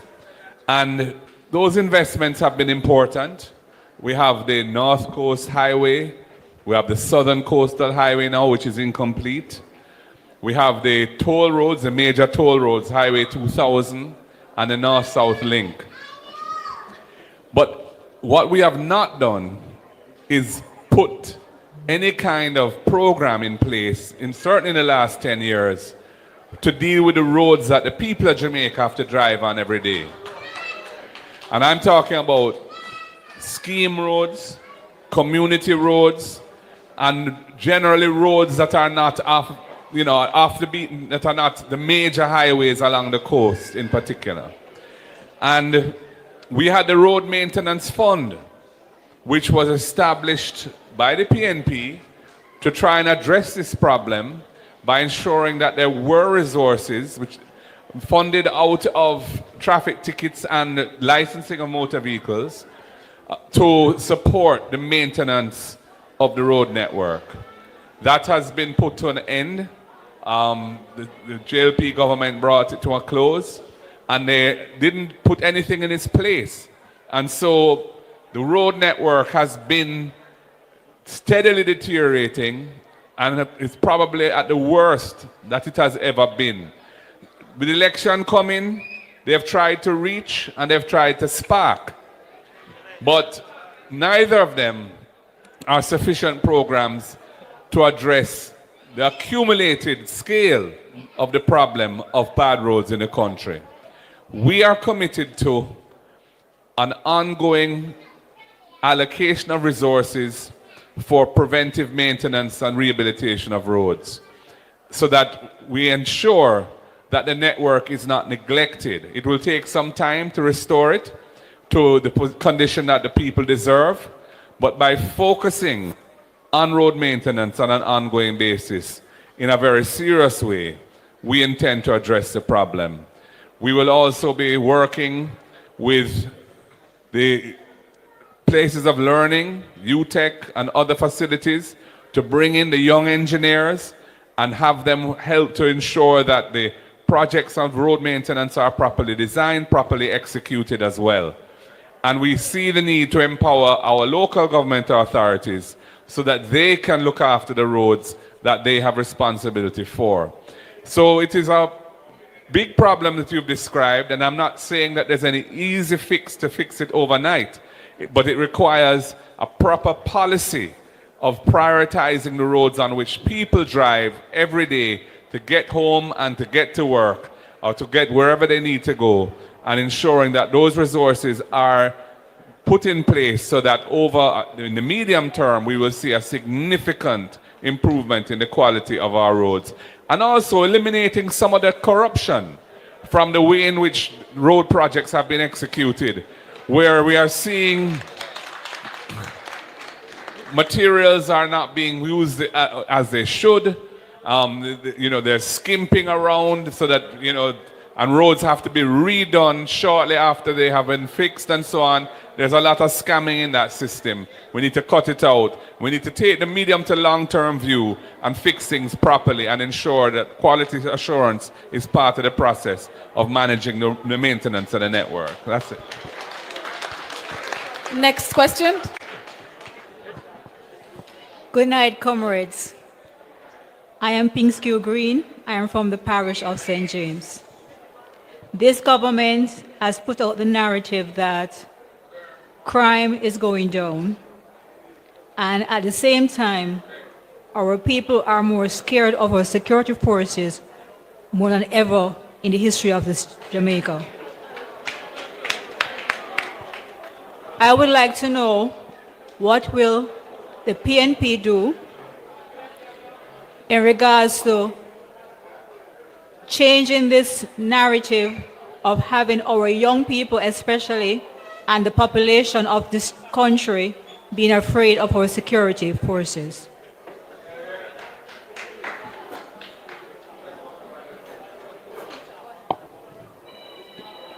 Thank you. Do I just answer from here? What our position is that the police, or let me put it this way, long-term success in policing requires the trust and confidence and support of the citizenry. We are for police accountability, which is why we piloted the body-worn cameras 10 years ago, and we are really disappointed that 10 years later, after the first pilot of body-worn cameras done by our administration, we have still not seen that widely adopted. And body-worn cameras, yes, it improves police accountability, but it also protects professional police persons because they will have the evidence to show that they acted in accordance with the law. We're concerned about the level of police fatal shootings, but we are not in a position to make a determination. We have to rely on the Independent Commission of Investigations to tell us what are in accordance with the law and what's not in accordance. But it is an area of concern, and I believe that with improved operational planning, body-worn cameras, we can ensure that we get better accountability. Because one thing we don't want to move from one extreme to the other. We do not want to create a situation where there's impunity on the part of police. We've seen what happens when that is. All persons must operate in accordance with the law. Thank you, Senator Bunchen. And the next person on the mic is Councillor Kenroy Gordon. And I want to just recognize the other councillors present here tonight, Councillor Martin Kelly, Councillor Swaby, and Councillor Michael Allen. Go ahead, Councillor Gordon. And Councillor Kerry Thomas. Good evening, comrades, party leader, and everybody. With respect to the labor force, some time ago, our government introduced a flexi week where you can arrange with your employer the hours in which you work. I don't think it is being utilized the way it should, because up to date, I think only the hotels actually work around the clock. Most businesses still work the regular 8 to 5, including government businesses. Can't we break the thing and do it how it's supposed to be? Can't we have government offices, government agencies working extended hours? As it is now, tax office, you have to take lunch hour to go tax office because you're at work from 8 o'clock and you only get an hour break and you take the hour to go tax office and then the bungalow and you can't get back to work. Can't the tax office work? NHT, NWC, can't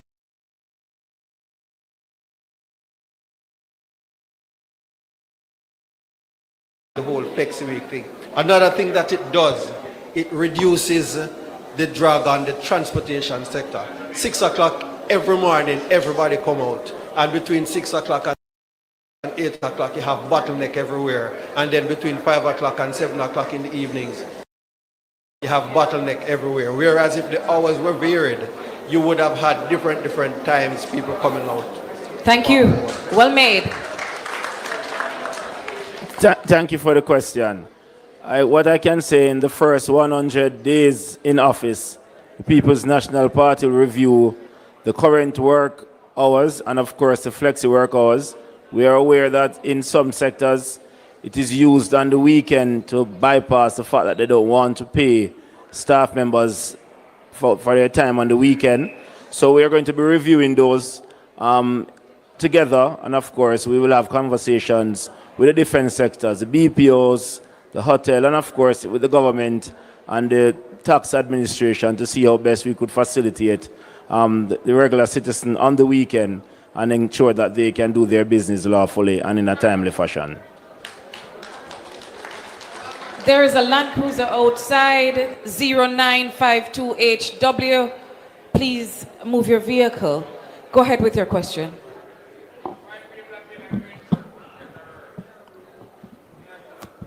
Good evening, comrades.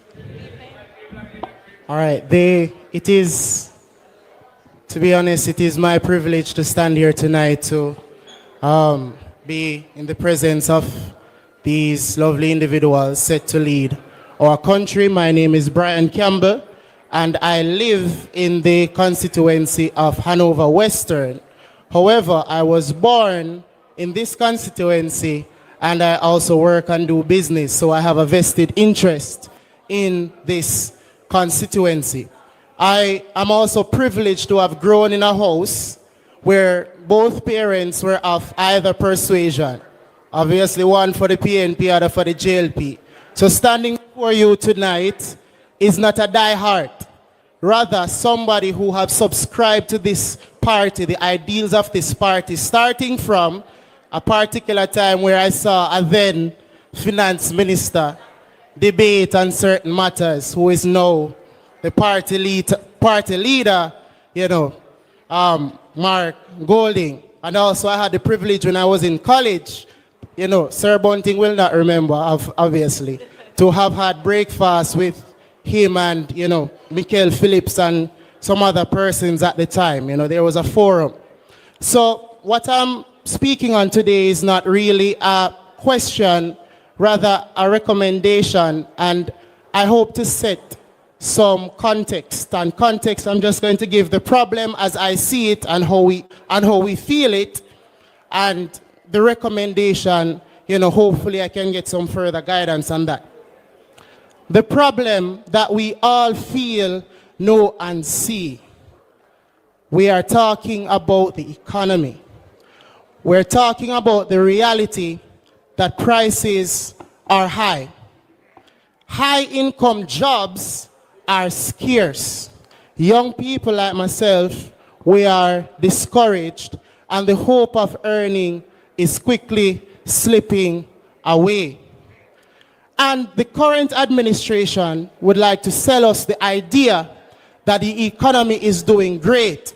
But I personally feel disrespected when this is being said to me, when what we all feel is a different reality. And in all humility, right, and in all humility, I would love to say this because I have been following the party's progress.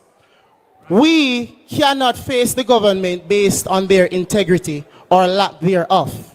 Because I can tell you there are persons who will be willing to vote for someone who is corrupt, right, allegedly, but they believe they are still the best person for the job.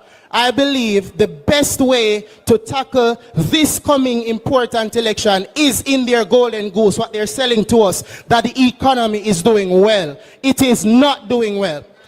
I am a teacher of mathematics, and I'm going to address one of the indicators of economic success, unemployment rate. Currently, it is said that the employment rate is at 97%, which should be something that is good.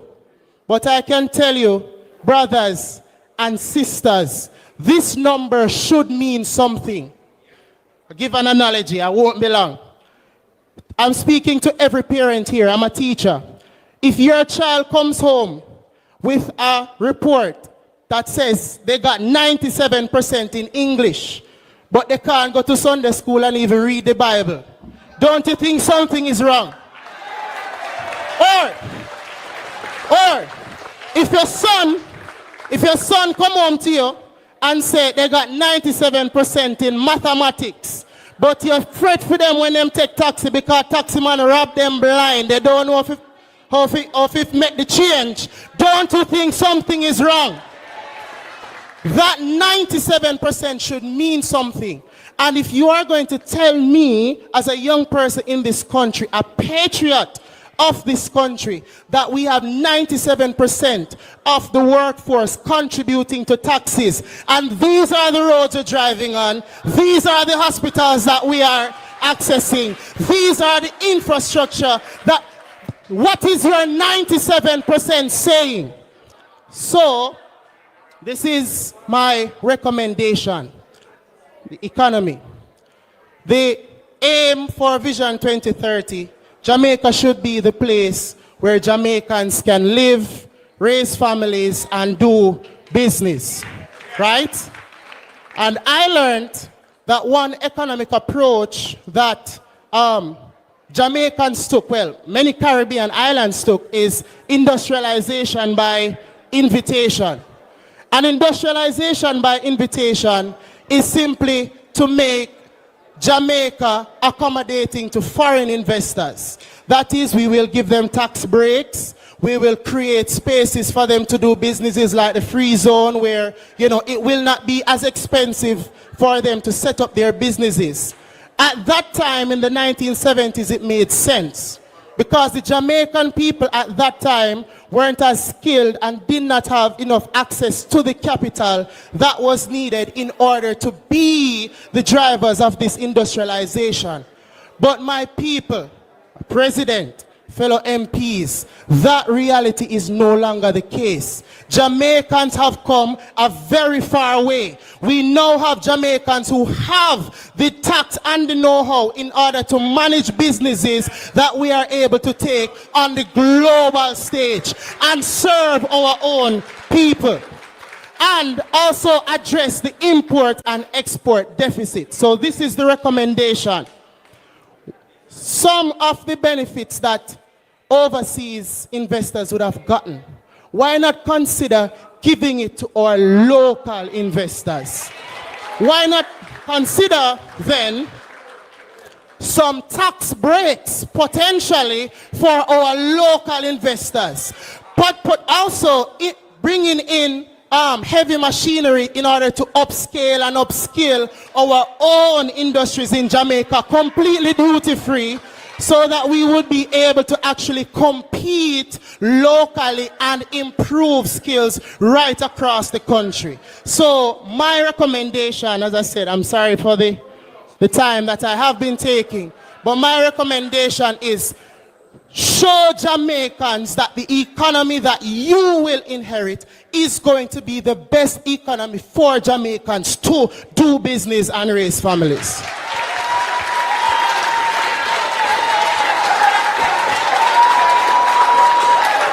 Teach, teacher, teach.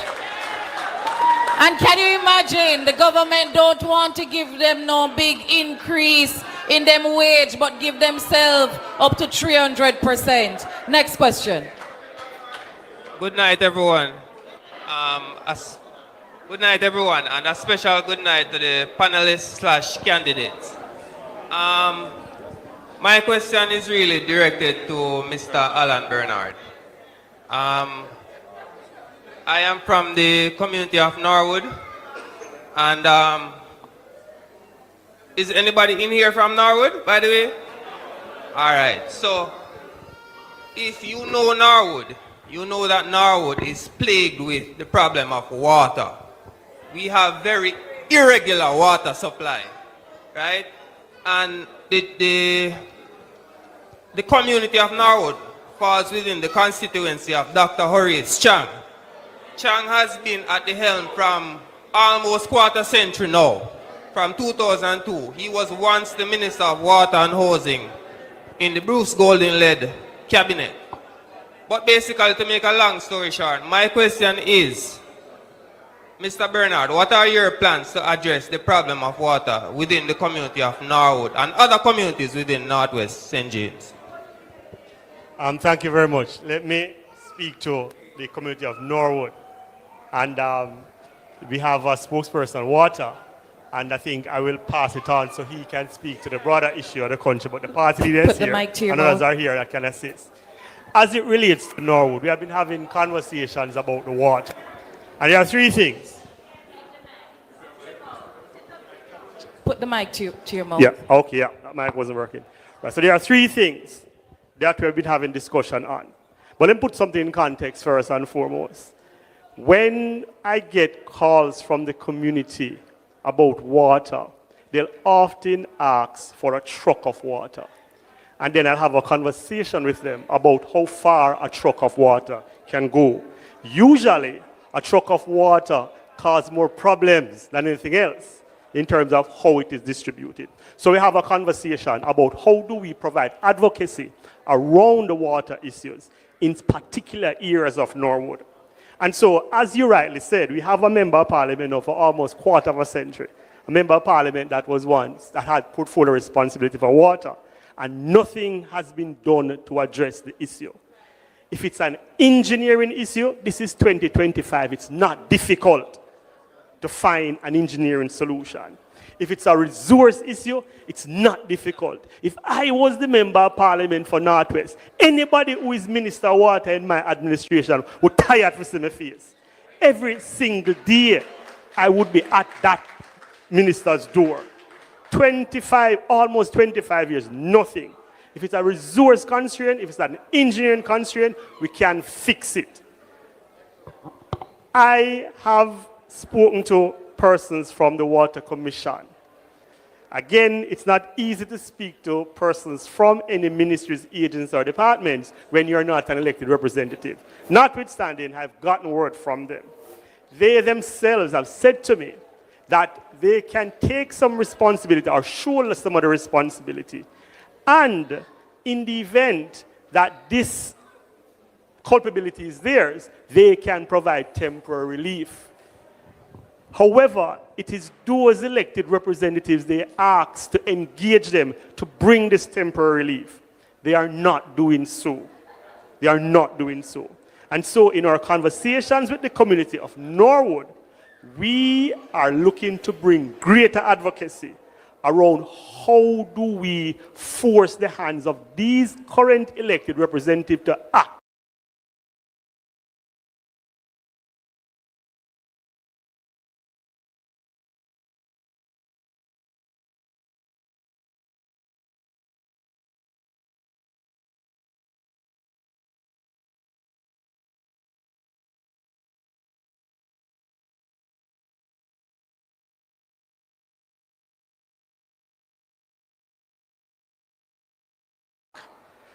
To bring along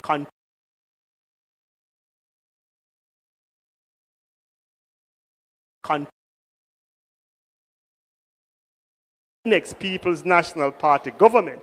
As our future Prime Minister said, we will be revisiting a program that will address the needs of many of these Operation Pride housing schemes that were incomplete. One of such is in the Norwood community. Thank you. Next question. Good night, comrades. Good night. I don't like that. Good night, comrades. Good night. Let me pause a little bit to acknowledge our incoming Prime Minister and of course members of his incoming cabinet. All right, so I really came here tonight to ask two questions. But the Councillor Pryor... All right, quiet in the room, quiet in the room. Adjust the mic towards your mouth.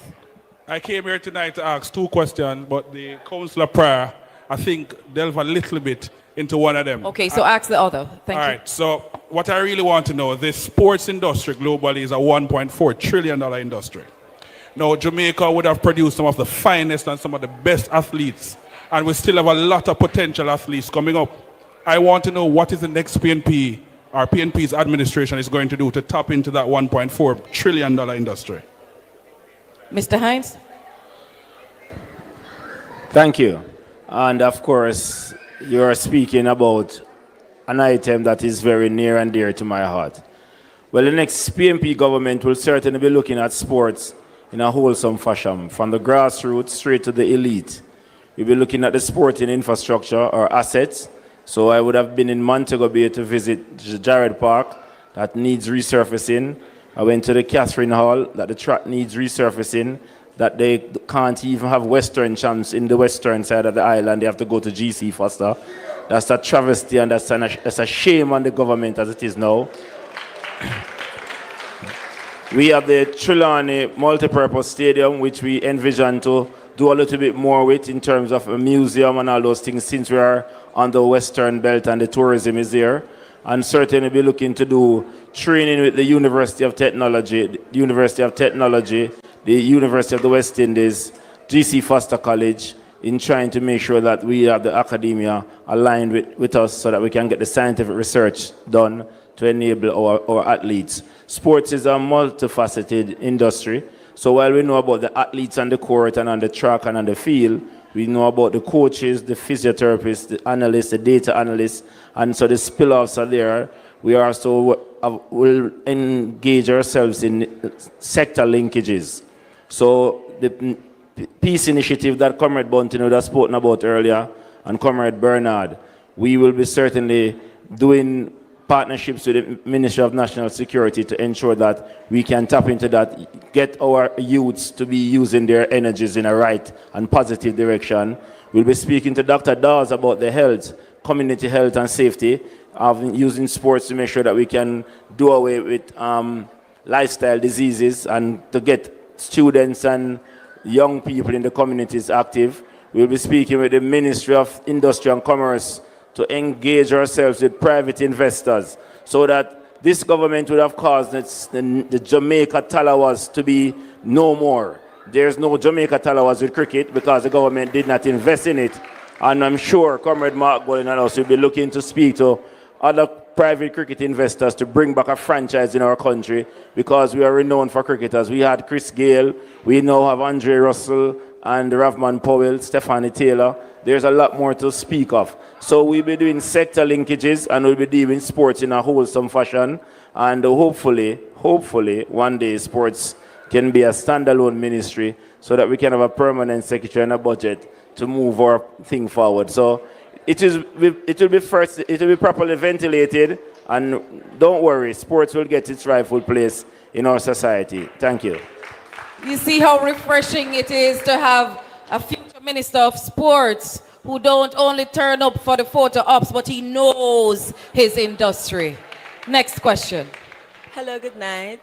So my name is Colleen. I actually have a couple questions and recommendations. Hello, good night. Hear me now? Yes. Yes. My name is Colleen, and I actually have questions and recommendations for everybody on the panel. Give us the top one. The top one? Yes. All right. So my first question goes for the future Prime Minister, the incoming Prime Minister.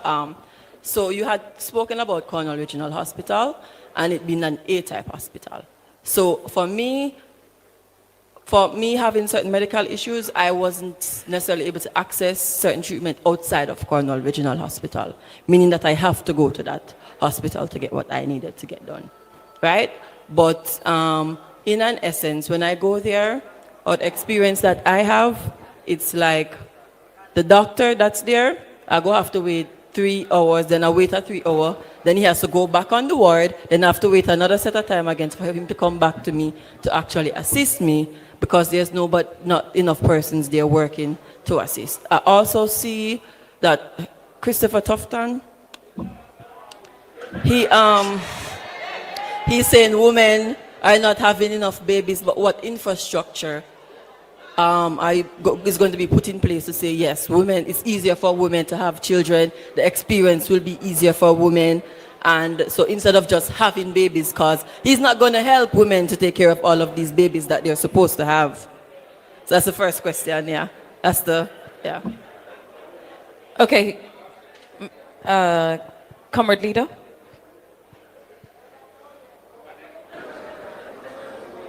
Well, we know that the Cornwall regional situation is a real debacle. An atrocity, I think, was the word used. And the level of service there currently is unsatisfactory and inadequate because the facility in which they're operating is itself, not what it should be because the hospital is under major renovation and has been for many years. So until that is resolved, the people of this part of Jamaica are going to continue to suffer from having a public hospital that is operating very suboptimally. And we need to get that project under control and get it finished so that the hospital can be opened and provide the services that the people need.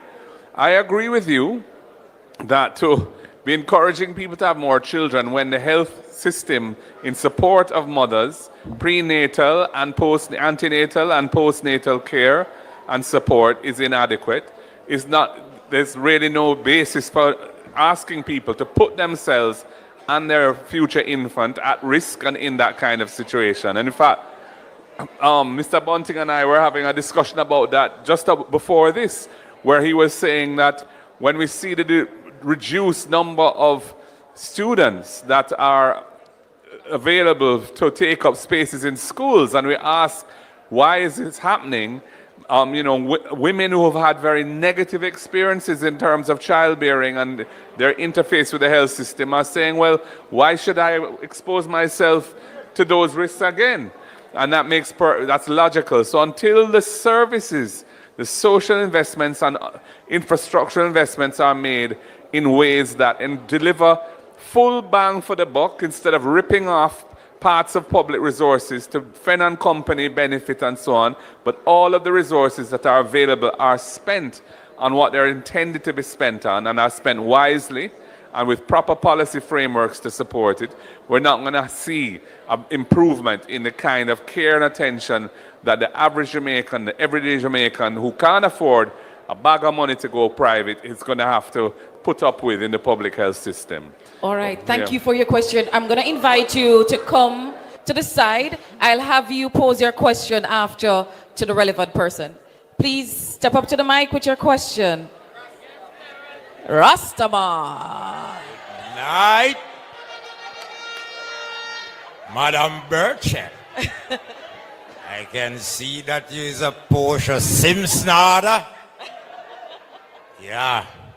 Anyway, big up to all of the comrades them, the females them, and the man them, and the warrior them. I want to tell the man them, yo, let me tell you something. I want to stand up for the woman them too, you know. You understand me meaning? Some little things are going in this country what I don't like. You understand me? A man supposed to know, say, you see a woman and your mother know your father. You see your father is a stepper or is an intelligent critic. So, know your father. Some little thing are going on in this country where I don't like. The young girls them a get raped off and the boys them and all these things. These things supposed to stop. And you see when the president step in at the White House as me excuse, sorry about that. I didn't think they are America, but I never travel America yet. But big up Mr. and the president of Jamaica, Mark Golden, the junglist. Say nothing no miss. Real order. And big up Mr. Bunting over there, sir. Janice Allen. Wavell Hines. Wavell Hines. And everyone else. Don't tell me about Wavell Hines, man. One of the best. And you see you now, Nikki. You see you now. Miss Burchell, I know your father. I know your father. In the industrial arts of furniture. See? And I'm saying, when you get to office, yes, President Janice, and over there is the security minister. Okay? I must say, big up my warriors them. Who on the outskirt and the rest of people there. Big up yourself, I'm saying now. I'm talking now. Tonight. Comrade. No, just relax. Yourself. I'm talking. I'm talking on the behalf of my party, the People's National Party. I'm going to join this like yesterday. May I come from this, from North Star. May I come from this, from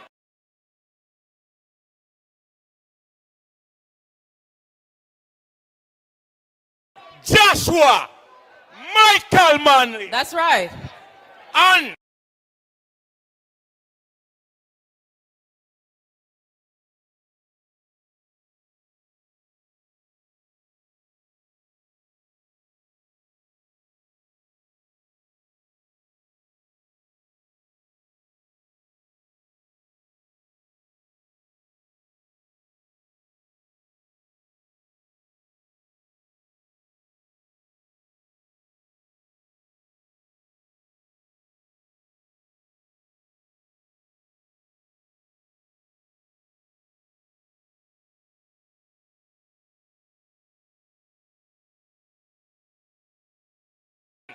this big up,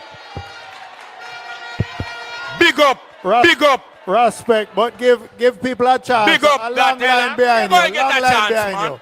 You're going to get a chance. Long line behind you. No, I'm saying. Give to us my, 30 seconds. Relax. To my leader and my prime minister that coming in, I'm saying. Yes. I'm saying no. Yes. My leader gonna make. Listen, sir. I don't want just this.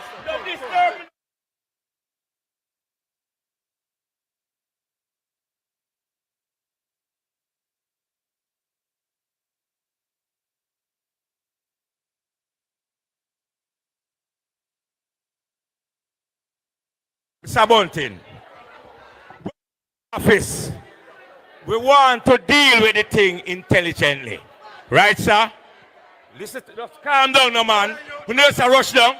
No, we have warriors out here, right? We have to use your.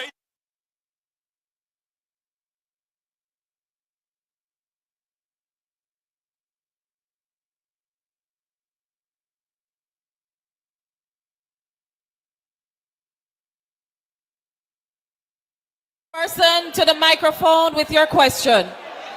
Good evening, everyone. Come on, the word is love. The word is love. Let us recognize our sister at the mic with her question. Good evening, everyone.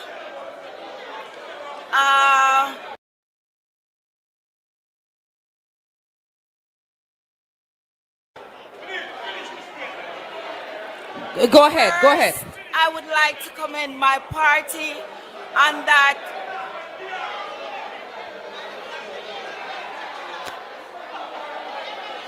All right. If you came on the, I have an announcement. I have an announcement. Comrades, friends, if you came on the Salt Spring bus, it is ready to leave, so please make your way to your bus. We thank Rasta for his question. Go ahead, or Empress. All right. Yes, as I was saying, I would like to commend you, party leader, and all of the comrades. Settle down, settle down. For stepping out and representing all of us that were not able to be in Kingston. Because there are a lot of pressing issues and a lot of things happening in the country right now. One moment, one moment. Could you please turn the microphone, the volume up, Mr. Engineer? Go ahead, sister. Heard me much better? Yes, I was, first I acknowledge the panel and I'm commending the party leader for standing up and being our voice. Bringing the people out on the street, and then people are saying we not joke about this. This is rescuing. I've been saying this. Janice can attest to this. When I do my walk, I always say we're rescuing Jamaica. And for you to put that there, that shows me, But my thing is this, comrade leader, what I want you to talk to the young people about tonight, and also some elderly people, because it's like some people don't remember where we're coming from and where we're trying to go. When we go out on the road, they're talking, well, yeah, forgive me. We need something, we need money, we need this, we need that. That's something I want you to address.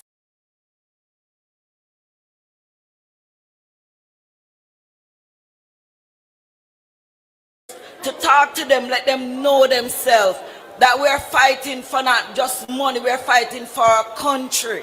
All right? So I want you to talk about that for me, party. Thank you, thank you. Let's take the next question and he'll answer them both together. Fellow comrades, good night. Good night.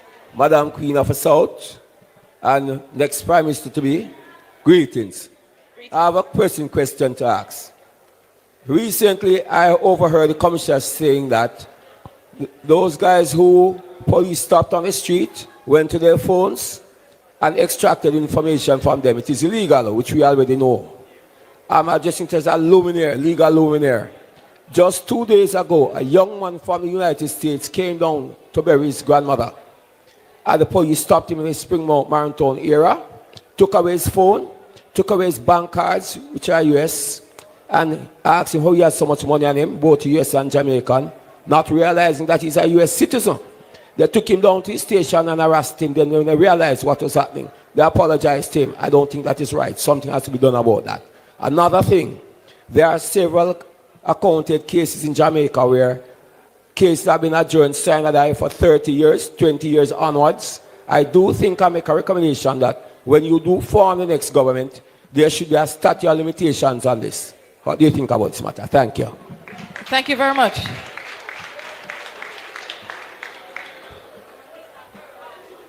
On the last point, just quickly.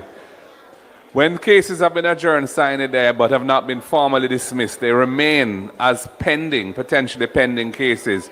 And to get that removed, you have to have a lawyer come and apply to have the case re-mentioned in court so that it can be formally dismissed. And I think that that is a waste of time, quite frankly. We ought to have a system where if a case has been adjourned for beyond a certain period of time, the case is at an end. It shouldn't have to have any further procedure in court to end the case. And that, I agree with you on that. And that can be done by legislation. All right, next question. Good night, comrades. Something ever happened to you where you didn't pay any attention until it happened to one of your own persons or family member?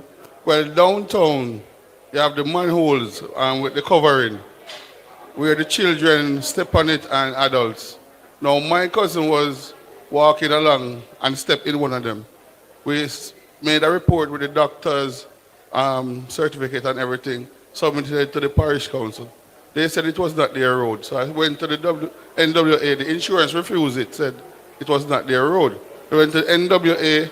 They sent somebody to investigate and said, no, it's a parish council road. Now we sent it back to the parish council and they said, no, if they were doing work, then it would be their responsibility. But what happened was the manhole, it opened up, and then when she stepped in there, by the next day somebody closed it back. So now they're refusing, and I get to find out that there are a lot of cases, but because we are poor, we don't have the resources to follow up these things. A lot of us are being taken advantage of, where we cannot get any justice for that. Because my cousin is actually diabetic also.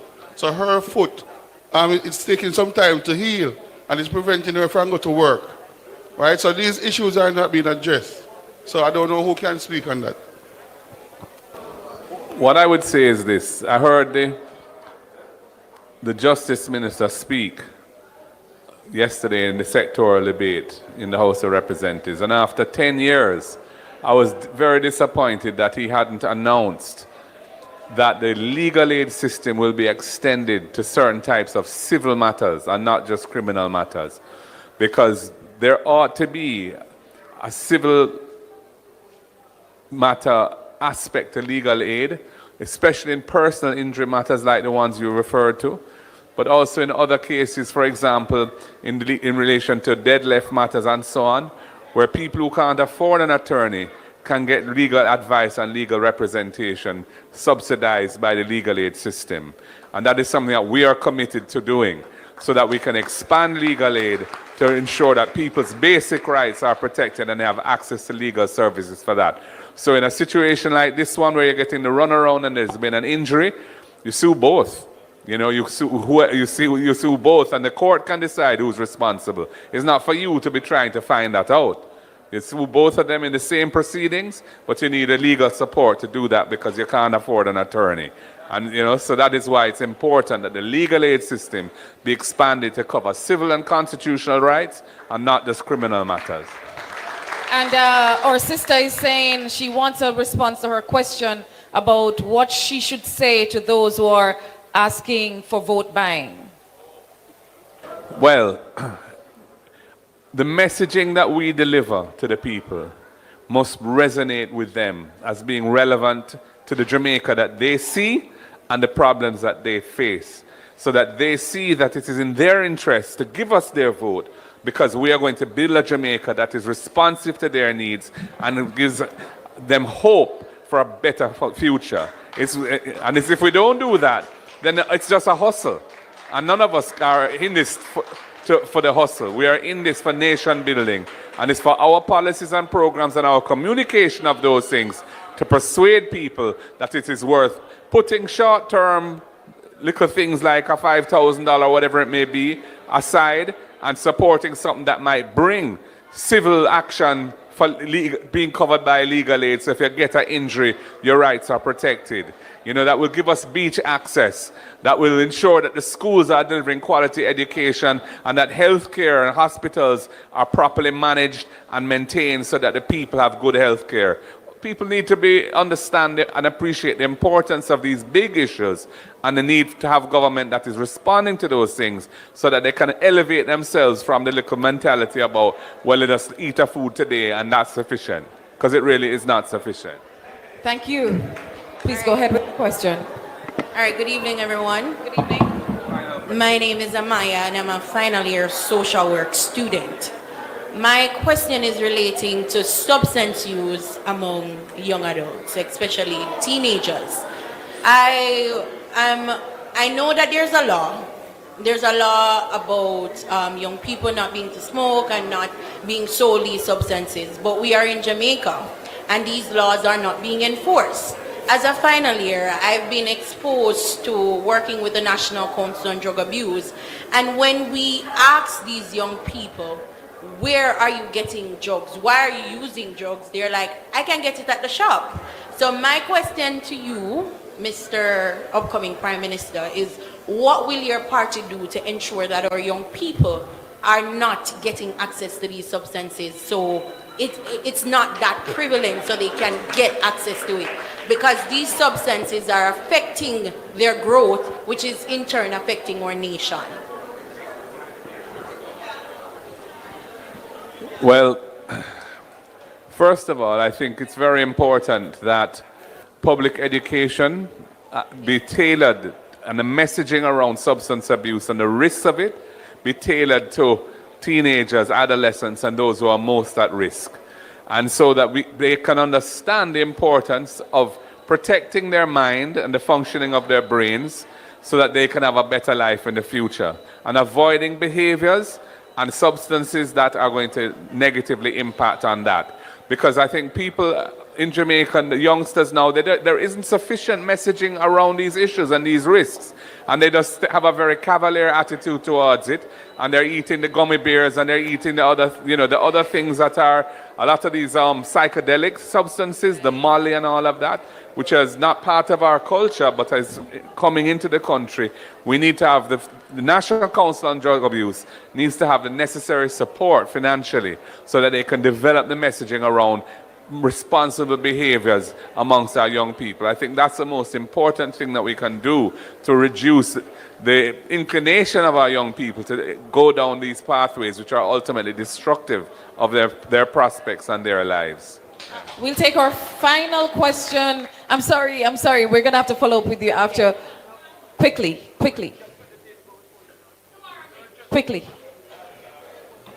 Good night, everyone. Good night. My name is Danisha Forbes, and I'm an entrepreneur.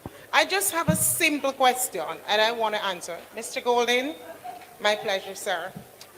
What I want to know is, as the next Prime Minister, what are you going to do about the exorbitant traffic tickets that are being charged to us as motorists?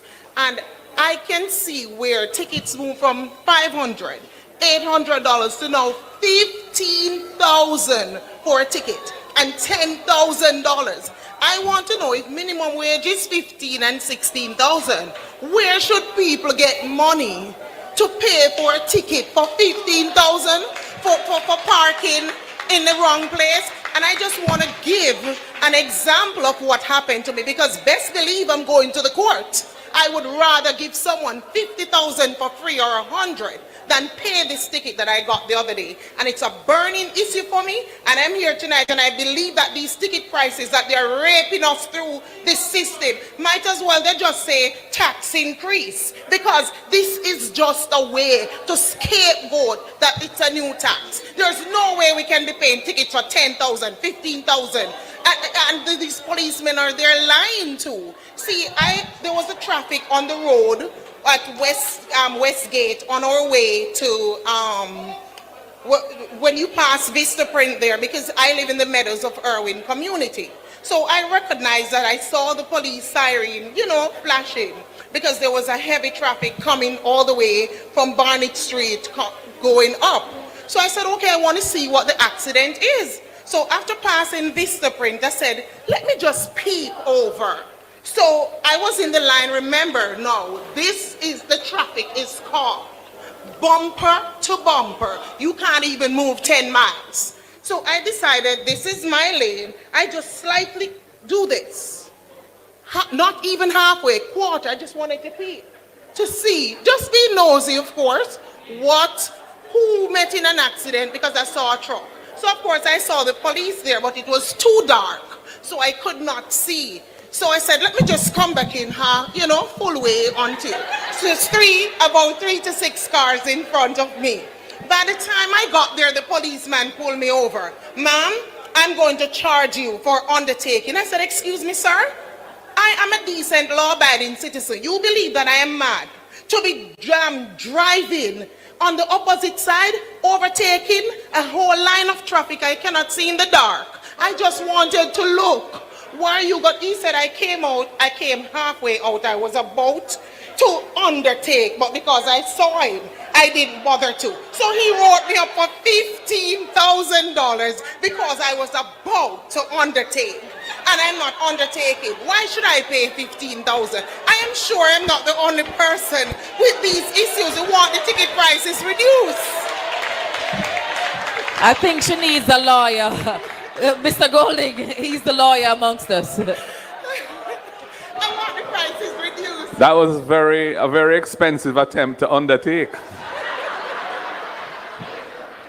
Anyway, I do think that the traffic tickets need to be reviewed in terms of the level of fines.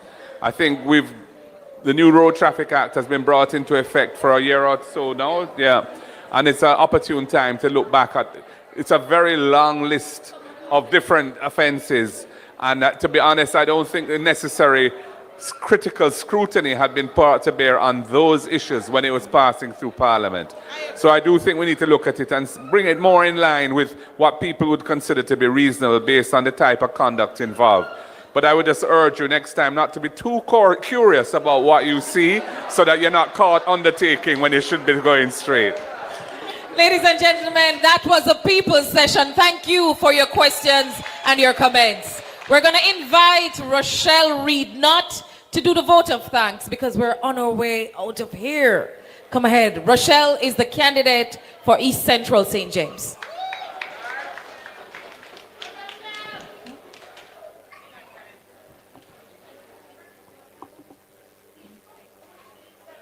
I am so glad that you have now settled down. A pleasant good evening to everyone, to Mr. Mark Golding and the panelists, Nikisha Burchell, our chairperson, ladies and gentlemen of St. James, a pleasant good evening.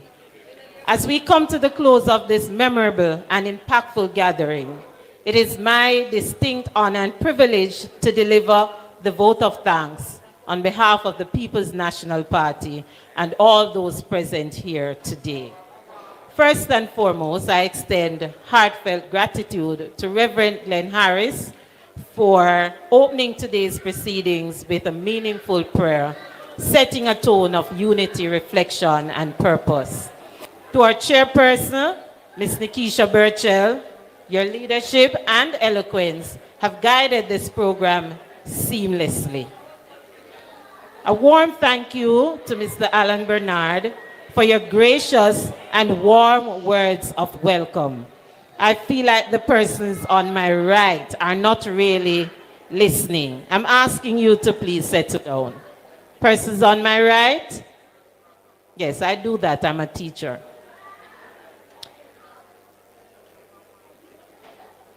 We are also deeply appreciative of Dr. Andre Orton, whose greetings reflected innovation and entrepreneurship, key pillars of Jamaica's continued growth. To our esteemed presenters, Mr. Mark Golding, MP, President of the People's National Party, thank you for your inspiring leadership and vision. Your words